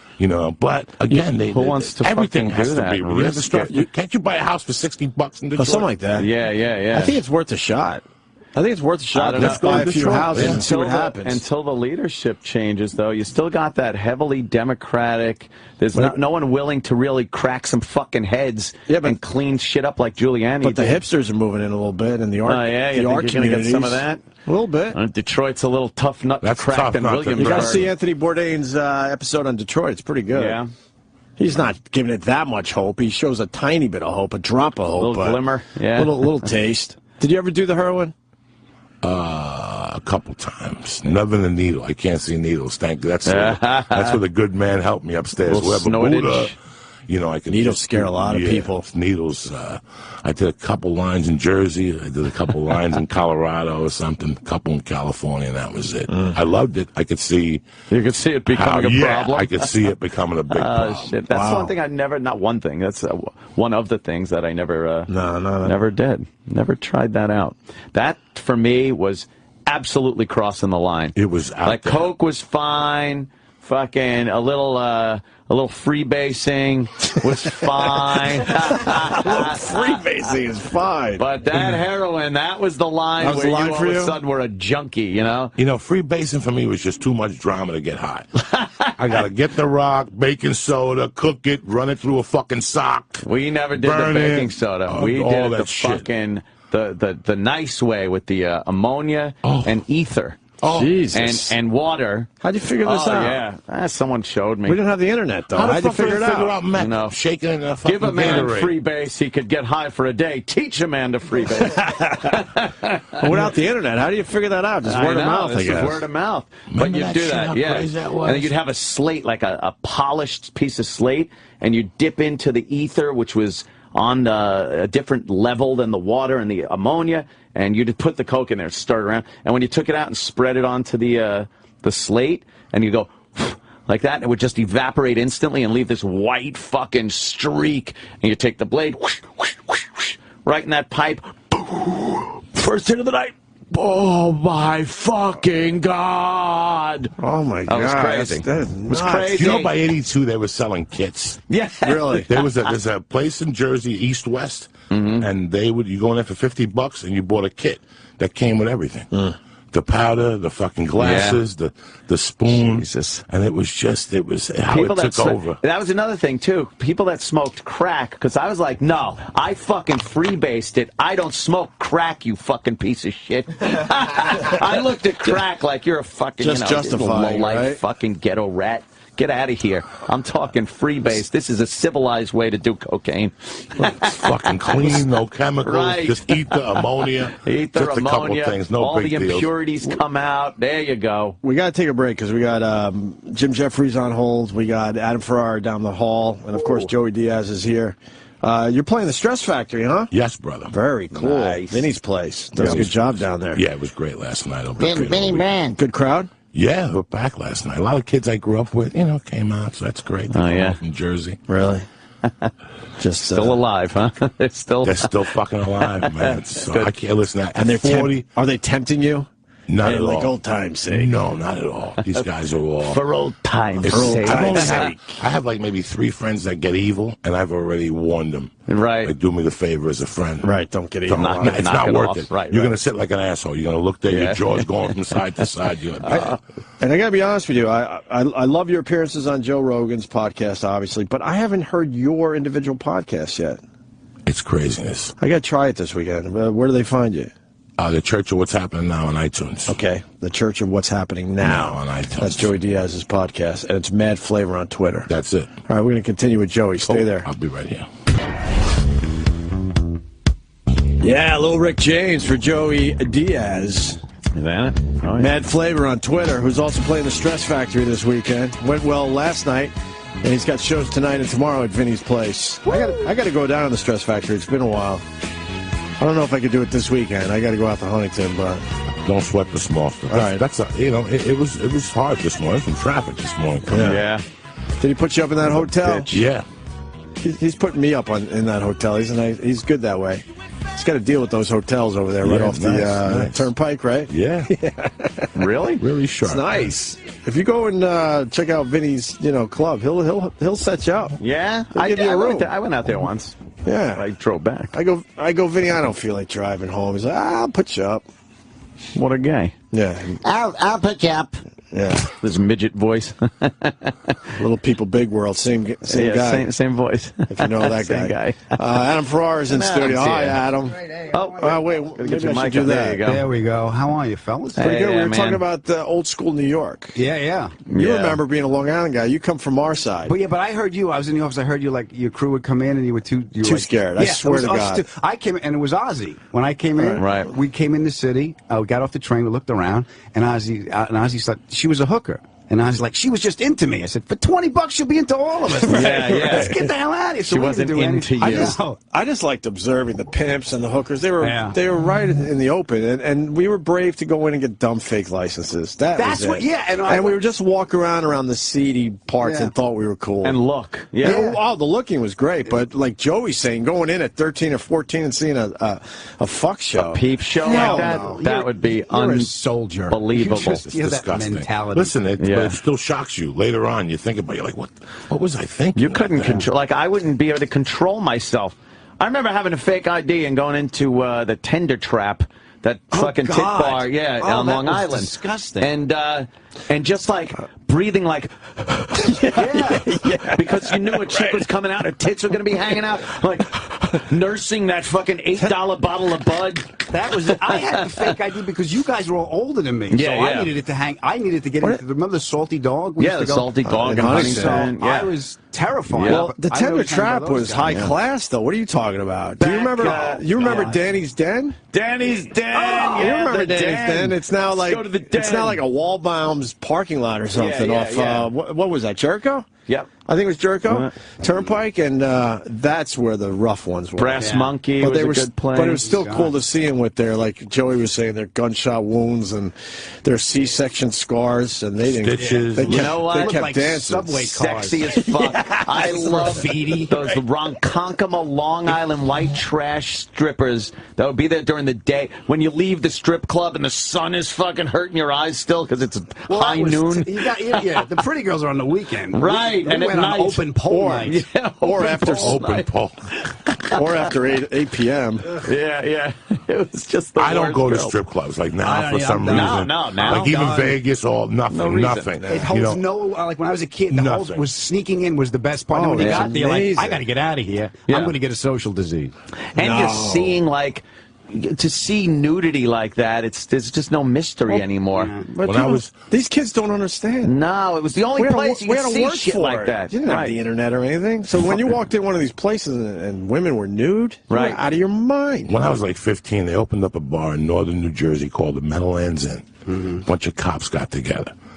And one night, I stumbled in there. I thought they would, when you're 15, you fucking try. Sure. You at least want to go, I want to get in. And one guy was like, yeah, get in there. And I went in there, and it was the biggest mistake of my life because I saw the worst. Like, Wednesday nights was erotic banana night. So for $2, they give you a frozen banana at the door. You peeled it, gave it to the chick. She peeled it, stuck in her monkey, gave it back, and you had to eat it. Oh, disgusting. shit. There was a chick that sat on a Galliano bottle. There were chicks that would take the fucking. There were chicks that take the Budweiser, whack themselves off, suck the beer out, and then spit it. But the all-time classic was Christmas Eve, 1980. I was in there. I was about 16 with some of my fucking Goombas. We walked away. How bad could it be? Let's go down there Christmas Eve. And we're kids. We're fucking kids. And no matter how big you are, you think you are at 16, you're an emotional fucking puke. And we're sitting there, we think we're gangsters, and this old guy's at the bar. And in those days, the strip clubs were smaller. And there was a bar, and it was a small stage. You could smell her fucking feet. Like, that's how. So all she had to do was basically pick her leg up and walk over to you. This guy was sitting at the bar, minding his own business. She did something. You know how they come and they have like, you know, I'm going to do something. I guess this poor guy didn't know what he was getting involved in. This chick put her leg, came over, squatted in his face, and this guy ate her monkey at the bar, like 8 feet from us. You could hear like that Exorcist when she puts him, and then she took his fucking teeth out. She took his teeth out and put him in her monkey and put him back. We were shocked for fucking life. It was all over. Man. Do you know the Meadowlands Inn was so disgusting that they had a map at like Sex World? Like, I remember going home they have a map to a bar in my hometown. Like, I felt fucking like a king. Yeah, it is. Like, forget New York City. They have it. The dirtiest place ever is in Jersey, over the fucking bridge. Something to be proud of right there. And then they closed it down, and a couple bars opened up and tried to do that same format. That's the old school strip clubs like that. Because now they all try to be like a gentleman's club. Yeah. I like the dress neighborhood codes. strip club where, dress code. No jeans. Why? Steak night. And then there's like, I'm going to go eat a fucking steak smelling that fucking... Give us 20 minutes if you want the souffle, call ahead. And you used to just have a little few bucks in front of you, and you'd give them $1, and now they all have the back room for the private dance. It's like you're a local little shitty strip club. Although, one of the best steaks I had was in Dallas. They knew how to do it. Oh, yeah? Oh, yeah. At a strip club? Yeah, it was called The Lodge, I think. Yeah, they had a really nice steak. Texas would do something like that. They really had a good steak. The guy from Pantera owns one of those places down there. One of the guys has one of them. I heard that he does it well, too. I want to ask Joey about Whitney Houston, because we were talking about this off air. I feel like you told us, you told the story on our show, but maybe I heard it on Rogan's show. What?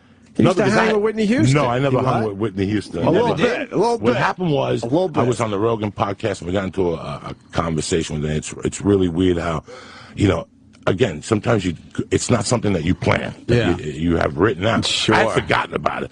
I thought in the back of my mind, somebody's always helped somebody out. Like somebody's come on the show, and on the way out, they'll blink at Opie, and Opie's like, "What's up?" And they're like, "Can you get a kilo of coke?"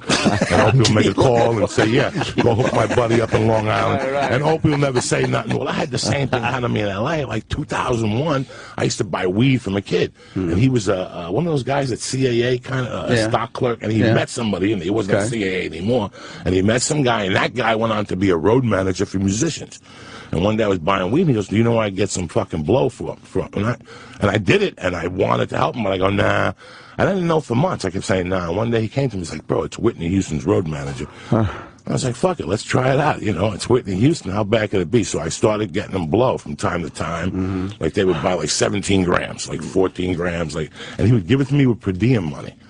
Like from the fucking, he would have the envelope like it was music. For him or was it was for her, but with his per diem money. That was the story, Oh wow, yeah. And it went on for like 2.5 months. Like every fucking day they would I'd be at the Comedy Store and some bing, and in a way it was like my income at the time. I was getting like an 8-ball out of the fucking deal, and then I never heard from them ever again. And it was really ironic. It was Grammy weekend, where they told me, not that weekend when she died just recently. Right. This is like 10 years ago, 12 years ago. Yeah, thank God. You don't need that on your contract. No, but it was really weird.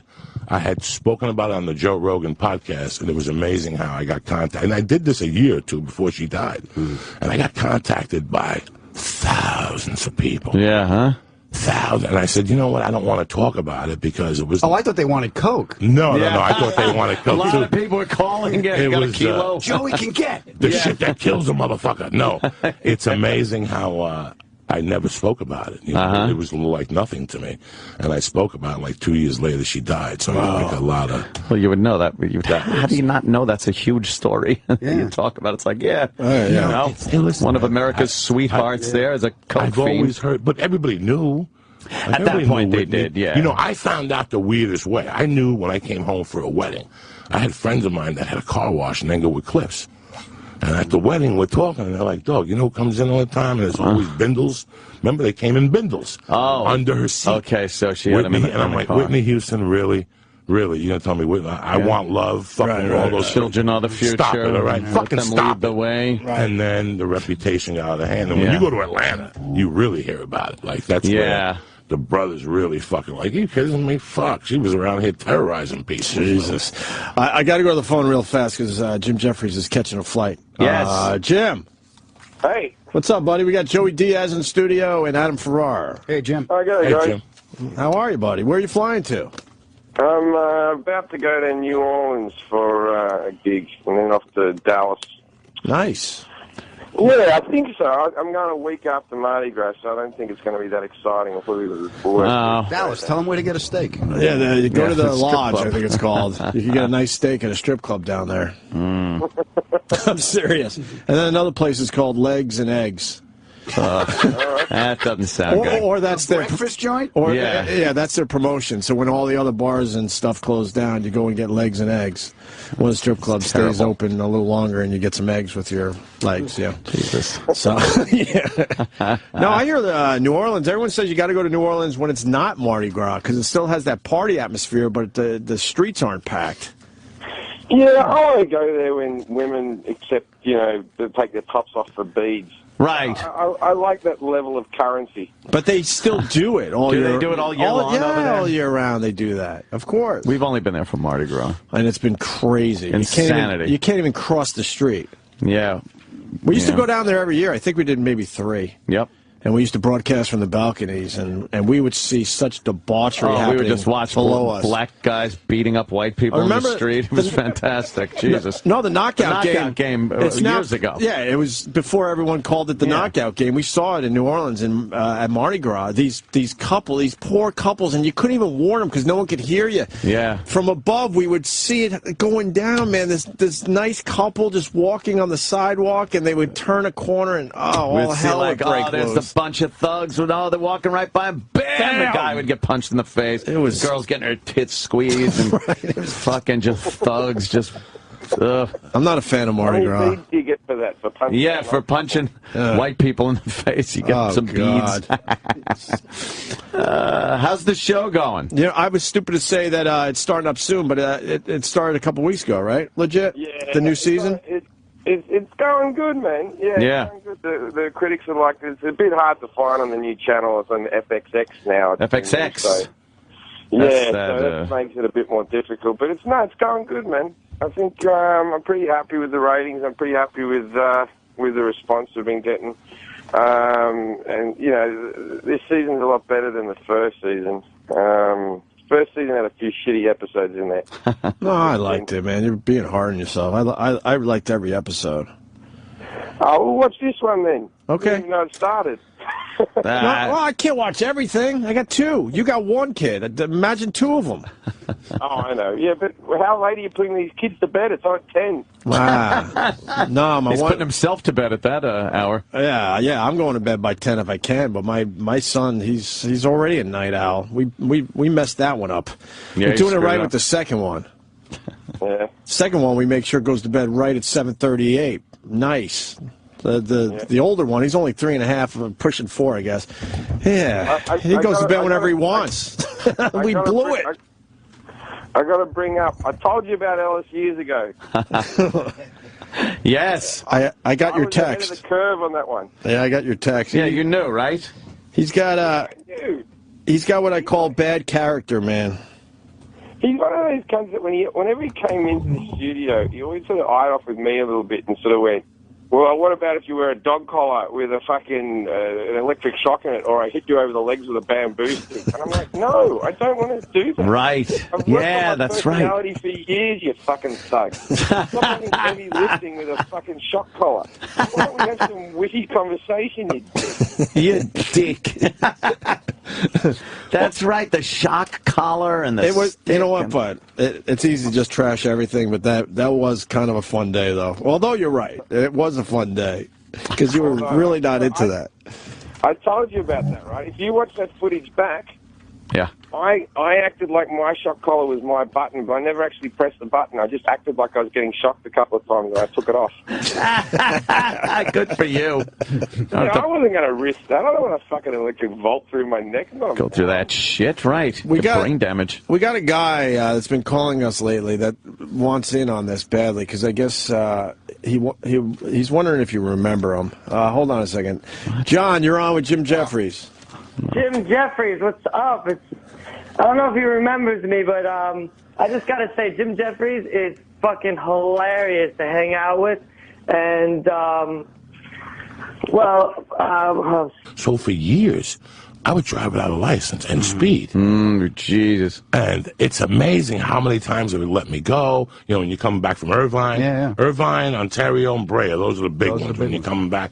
And the cop told me, he goes, if you don't have alcohol on your breath on Fridays and Saturdays, we let you go. We don't have time to give you a tip. Right. Wow. Yeah. If you're a gentleman, They're not getting if you don't drunks, open up, but why are you fucking pulling me over? Right. They let you go. And if your sticker's current on if your sticker's current, as long as you don't have alcohol on your breath, that helps. they'll let you go. But I remember like getting those tickets and going down to, I got a ticket one time for no license. I went down there, it was like $300, and I thought it was a fix-it license, like come back in 6 months and we'll give you $100 back type deal. I asked the lady, I go, so what does it cost? And she goes, look, here's the deal, all right? The fine is $300. Give me $425. I don't give a fuck if you ever get a license. Because you don't have to get dick. I go, so I don't have to come back? Nope. Wow. I paid the $425, and right. that was it. But you paid $425, and she just let you go. Let me go. No license. I remember walking to the car thinking it was a setup. Yeah. Like, I'm going to start the car, and they're going to pull me right over, you know? Yeah, You know? Like De Niro in Casino. Yeah, they don't care. They don't really care. Put it behind the firewall. But it's amazing how people think, it's $25 till you get to court. Then you have victim compensation, the judge, there's all kinds of mother, fucking horse shit. It's like your cell phone bill. You don't know what half that shit is. No, you don't know what happened. If you really look at your cell phone bill, you really will get pissed the fuck off. Yeah. Right. And then you call Sprint, and that's a nightmare, whatever the fuck you call The government and state taxes they've put on the phone that have nothing to do with phones. Even when you fly now, too. That's the biggest scam that this, it's everybody blames the presidents. It's nothing to do with it. I'm watching flying where it's becoming. Now the pre-TSA line is getting long. So now they got to open up a new one. So they're going to open up another one in between regular people and first class. Right. And you're going to see in about a year or two, if you just fly regularly, it's going to be a 2.5 hour wait. You're kidding. Well, they have you could see it. You could see it. Clear came out was like when, and then that went away, and now they have the free thing. You're supposed to be able to get like they do a background check on you, and you could go right through. I've been vetted. Yes, I've been vetted. And I can have the peanuts. So yes, but pre is getting packed now. Yeah, pre. I'm looking at pre the last 2 weeks going. When do you fly? Because do you go in early in the morning? Thursdays, I get the hell out of LA Thursday. But that's when you get killed. Is early in the morning. Everyone wants to get the fuck out early in the morning. Not in LA. Well, I take the JetBlue flight back and forth. I take the 4. If I got to be, I can leave the day Burbank before. or no LAX. LAX. And I'll take the 4 o'clock on JetBlue out and get in at midnight the night before for whatever I got. I wouldn't know and that's not what bad. time you should leave. I'll just be like, no, I get out of LA. What, Friday at fucking noon? I'm 51. Can I do that? If you can get out at the afternoon, it's less crowded. Yeah. I'm 51. If I could. Listen, I don't have much time left. I don't want it to be in a fucking car on the 405 or on the 5. So everything I do has fucking movement. I don't leave my house unless there's an envelope involved. If he wants to call me and say, come to Santa Monica, that's fucking great. Invite yourself. It's not going to happen. It's not going to happen after 1:30. It's not going to fucking happen. Remember SBV, Sutton Bartham, and I. Why don't you go down to 5th and Ocean at 4:45? Tell your mother to go to 5th and Ocean at 4:45. That's what I tell them. When they call me for an audition, they go, hi. You have a 5:40. Let me ask you, would you send your mother down? That's exactly what I say to them. Would you send your mother down at 5 o'clock? There'll just be silence on the other side. If you notice, that kid from Modern Family won the Oscar, the show. What did he say? He goes, I just want you to know that I went to all those auditions on Ocean Avenue at 4:30. Because everybody knows when they call you for those, they suck. You're going to be stuck from the 10 to the 405 on that bridge. And there's a fucking earthquake. 5 o'clock. Oh, Abbott Kenny. To show somebody your hands. Hi, thank you for coming hand down like this. Yeah. Thank you. And you're like, I have that's to go. it. I'm on Strong Avail for a Whirlpool commercial. Yeah, and you're like, you. what the fuck? So, oh, fuck you. I don't go anywhere. Wow, man. It's hilarious. So you what I can't do is I take the 4 to 5 a.m. flight out of LAX. It takes me, I leave Studio City at 4, and I get to LAX at 4:25. Nice, yeah. And that's doing fucking 80 in the HOV lane solo. You know what I'm saying? With a vapor pen. That's when I was smoking dope, because there ain't nobody out there. I get so paranoid, I'm doing 90 in the right-hand lane now. I'm like fucking driving. You know, there's nobody out there. I go to the 3rd level, whatever. You park your car right by the elevator like a fat fuck that I am. I don't want to walk all around God's creation. And I go and I get the fuck out of it. I swear to God, I get You it leave out. your car at LAX for how long? 3 days? Yeah. It's cheaper. I did the math once. 3 days is good. After 4 days, it's cheaper to take a car Right, service. so it's 100 each way. So it's Yeah. a deuce. For 4 days, it's like $1.60 or something, $1.20. Well, whatever. if you're transporting some fucking, illegal true. shit, Yeah, maybe you want your no, trunk, you need that. That California traffic, I was looking at it this morning. You guys got it together here. The East Coast has it together, and you still have problems. But you have 90 fucking million people living in a small area. When we were in the island, when you guys were in the island when you were kids, and I go up to Montauk when I was a kid, there was no fucking traffic on the weekends. Now go to fucking Long Island on Friday at 3 o'clock. crazy. You're dead. You're dead. You know it. My mother moved out. She's out by my brother Joe. She's all the way out on Fort at exit Jeff. 63. And Ma, listen, I'll send a car for you. Come in here. That's why on Friday, like today, when the show's over, I get the fuck out of here so fast because by the 15 minutes, it gets worse and worse and worse.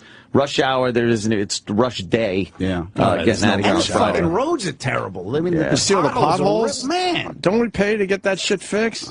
That's why you need It's on your fucking phone bill. It's on my phone bill. It's hysterical how I tell people there's a big difference on the 405 between 10 to 6 and 10 after 6. It's amazing. 10 to 6 in L.A., you get right on that 405. As long as you get the jump by the skirt ball, you're good to go. Right by Getty Center. By Getty Center, I'm good to go. Now you're fuckers of the construction. Now you're fuckers of the construction. But in my world, listen, guys, I ain't got time to fucking sit.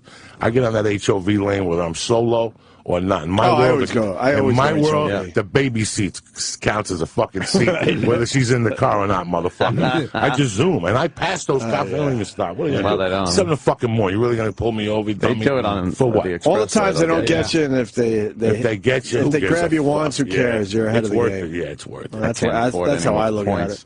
I cannot afford any more fucking points. Remember the Northridge quake? Were you out there for Northridge? No. I was out for the Northridge quake in California. The 10, they shut it down. The only lane that was open was the HOV lane, and it was the only lane. So I was in it by myself. I got a $300 ticket. He goes, you shouldn't be in this lane. The day of the earthquake? When they were digging out and fixing the whole thing. I said, there is no other fucking lane. Yeah, wow. Take it up with the court. Oh, $300.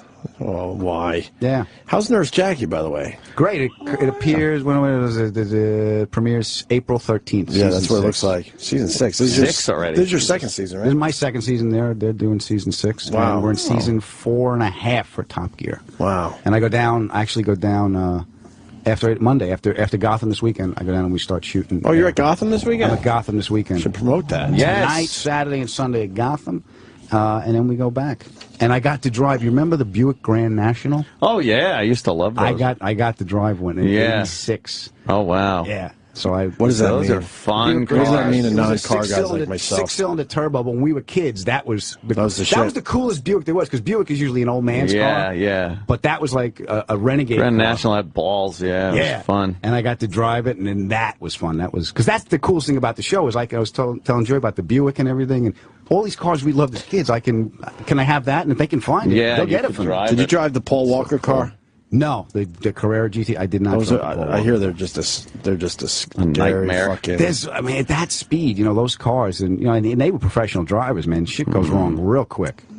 Why would you have a car where shit could go wrong real quick? It's exciting. Even if you're, I know. It is exciting. It's like being aroused at knife point. It You're really terrified, is. Yeah. But you're excited. Right. It's horrifying. Yeah. But then once you let off the gas and you're back again, you're like, oh, that was kind of cool. My ADD is you don't realize how much I have it until I'm doing like $140. The car starts getting light, and I'm like, oh, fucking just think fast, rabbit. Just focus, man, because anything at that speed, the tunnel vision you get, the faster you go, the less you're paying attention to on your peripherals. You are focused. Yeah, out the front of that windshield, and that's it. Until that deer pops out. Oh, I went to drag racing bunny rabbit school. Will kill you. Right. I just did the drag racing school down there, and it's you did. And it's not a gas. You floor the gas, and they have a rev limiter on it, but you hit a trans brake, and when you let go, it just shoots you. Oh shit! And the edges go to it's like it's gone to plaid. Yeah, the edges just go like this, and you're just focused. Wow! How fast are you going?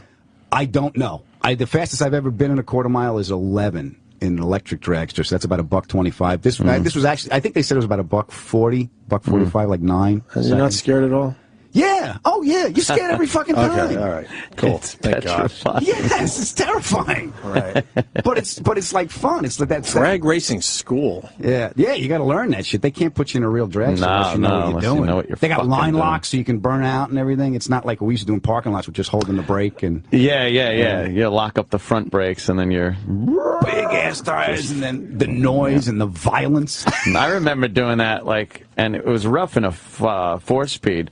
To try to work the clutch, the brake, and the gas to get yourself where your front brakes were holding, your rear brakes were sliding, and you'd stay in one place and just burn your heel toe the gas and the brake. Yeah, you're like feathering it a little bit. And that was a fucking And then crazy. the hardest part of that was returning to rent a car with a good story. Like, I don't know what happened. I don't know. The clutch is kind of bad. Yeah. I don't know what happened. Smells something. Brakes are not too good. That's it. Yeah. Oh, Christ. Oh, is Chris going to get the car? I just gave him the fucking... Chris, go get the old vehicle, my friend. Hell, why don't we start our weekends? I know, that sounds good. Diaz killed for us. Adam Ferrara did great. What a and pisser. Jefferies, we did it, man. Fuck it. A lot of fun. Right? Good show, old chap. Joey Diaz is at the Stress Factory tonight and tomorrow. It's Mad Flavor on Twitter. And the podcast again, Joey. Mondays and Wednesdays, 6 a.m. The Church of What's Happening Now. You start at 6 a.m.? 6 a.m. You can do your podcast anytime you want. Why are you starting at 6 a.m.? I want to get to people in the morning like you. I want to get up early. I get up early. Get them to download for the ride. For years I get up in the morning.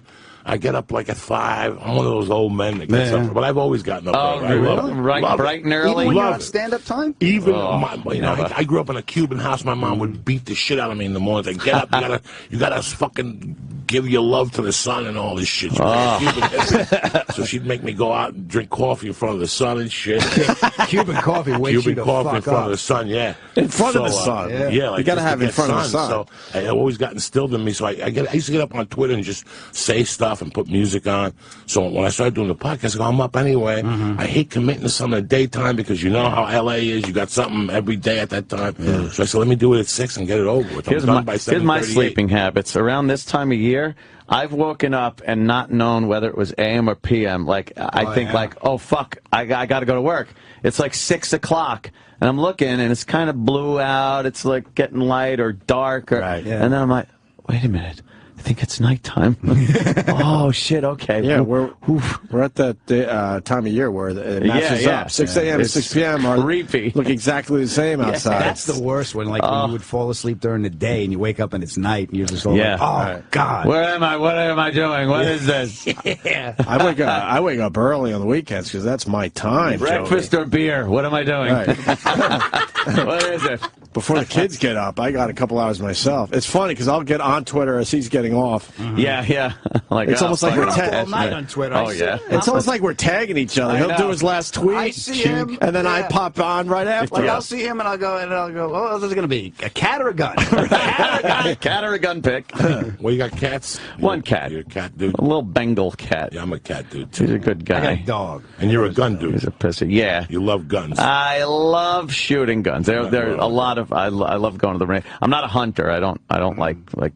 I couldn't kill an animal either. I don't care if you hunt. I mean, I'm not one of those, I don't give a shit. But I just love going down to the range, shooting targets, get proficient. And I like the fact that, I can choose to protect myself in the way I think is the best for me. So That's how I feel about the old How much did you rehearse second. that statement?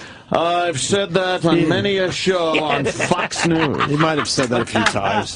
Just a few. But it is true. Yeah. You know? When you start put turrets on the house. I don't like, yeah. I just don't like the government stepping in and telling me how I should. When they deem that the best way to protect themselves is with armed people, and the best response to someone that's armed is to send in a fuckload of armed people with what they call assault weapons. And yet, if I want to protect myself against some threat, they say I can't. It's ludicrous. See, I don't have a gun only because you know my proficiency. Well, yeah, it could be a I'll shoot problem. a foot off, but my personality is like I don't want a handgun. I want like a 50 caliber deck cannon off the USS Missouri. Well, you just put it on the roof of the house. Yeah. You just have to move that gun. Just get off the lawn. Right.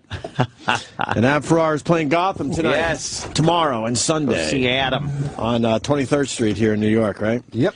And of course, Nurse Jackie's season premiere. Well, that's a ways down the road, but still, congratulations! And you're getting a lot of scenes still, right? Yeah, it's great. It's That's awesome. Well, you can watch it on demand, catch up, and then when the new season starts, then you're all fucking I got to set there. the alarm so I can get up and listen to Joey. I had no idea he was up that early. I'm going to check out your podcast for the first time, Joey. I'm adding you. I'm adding you to I like you on Rogan. Yeah, absolutely. We all love him on Rogan. Rogan's a great pool player. He taught me how to shoot pool. Yeah, I heard the podcast where he was talking about his pool play. Yeah. He was on right before News Radio, he was on that Fox baseball show, and we used to meet at the athletic club after he would rap, and we would shoot pool. It's really good, right? Yeah.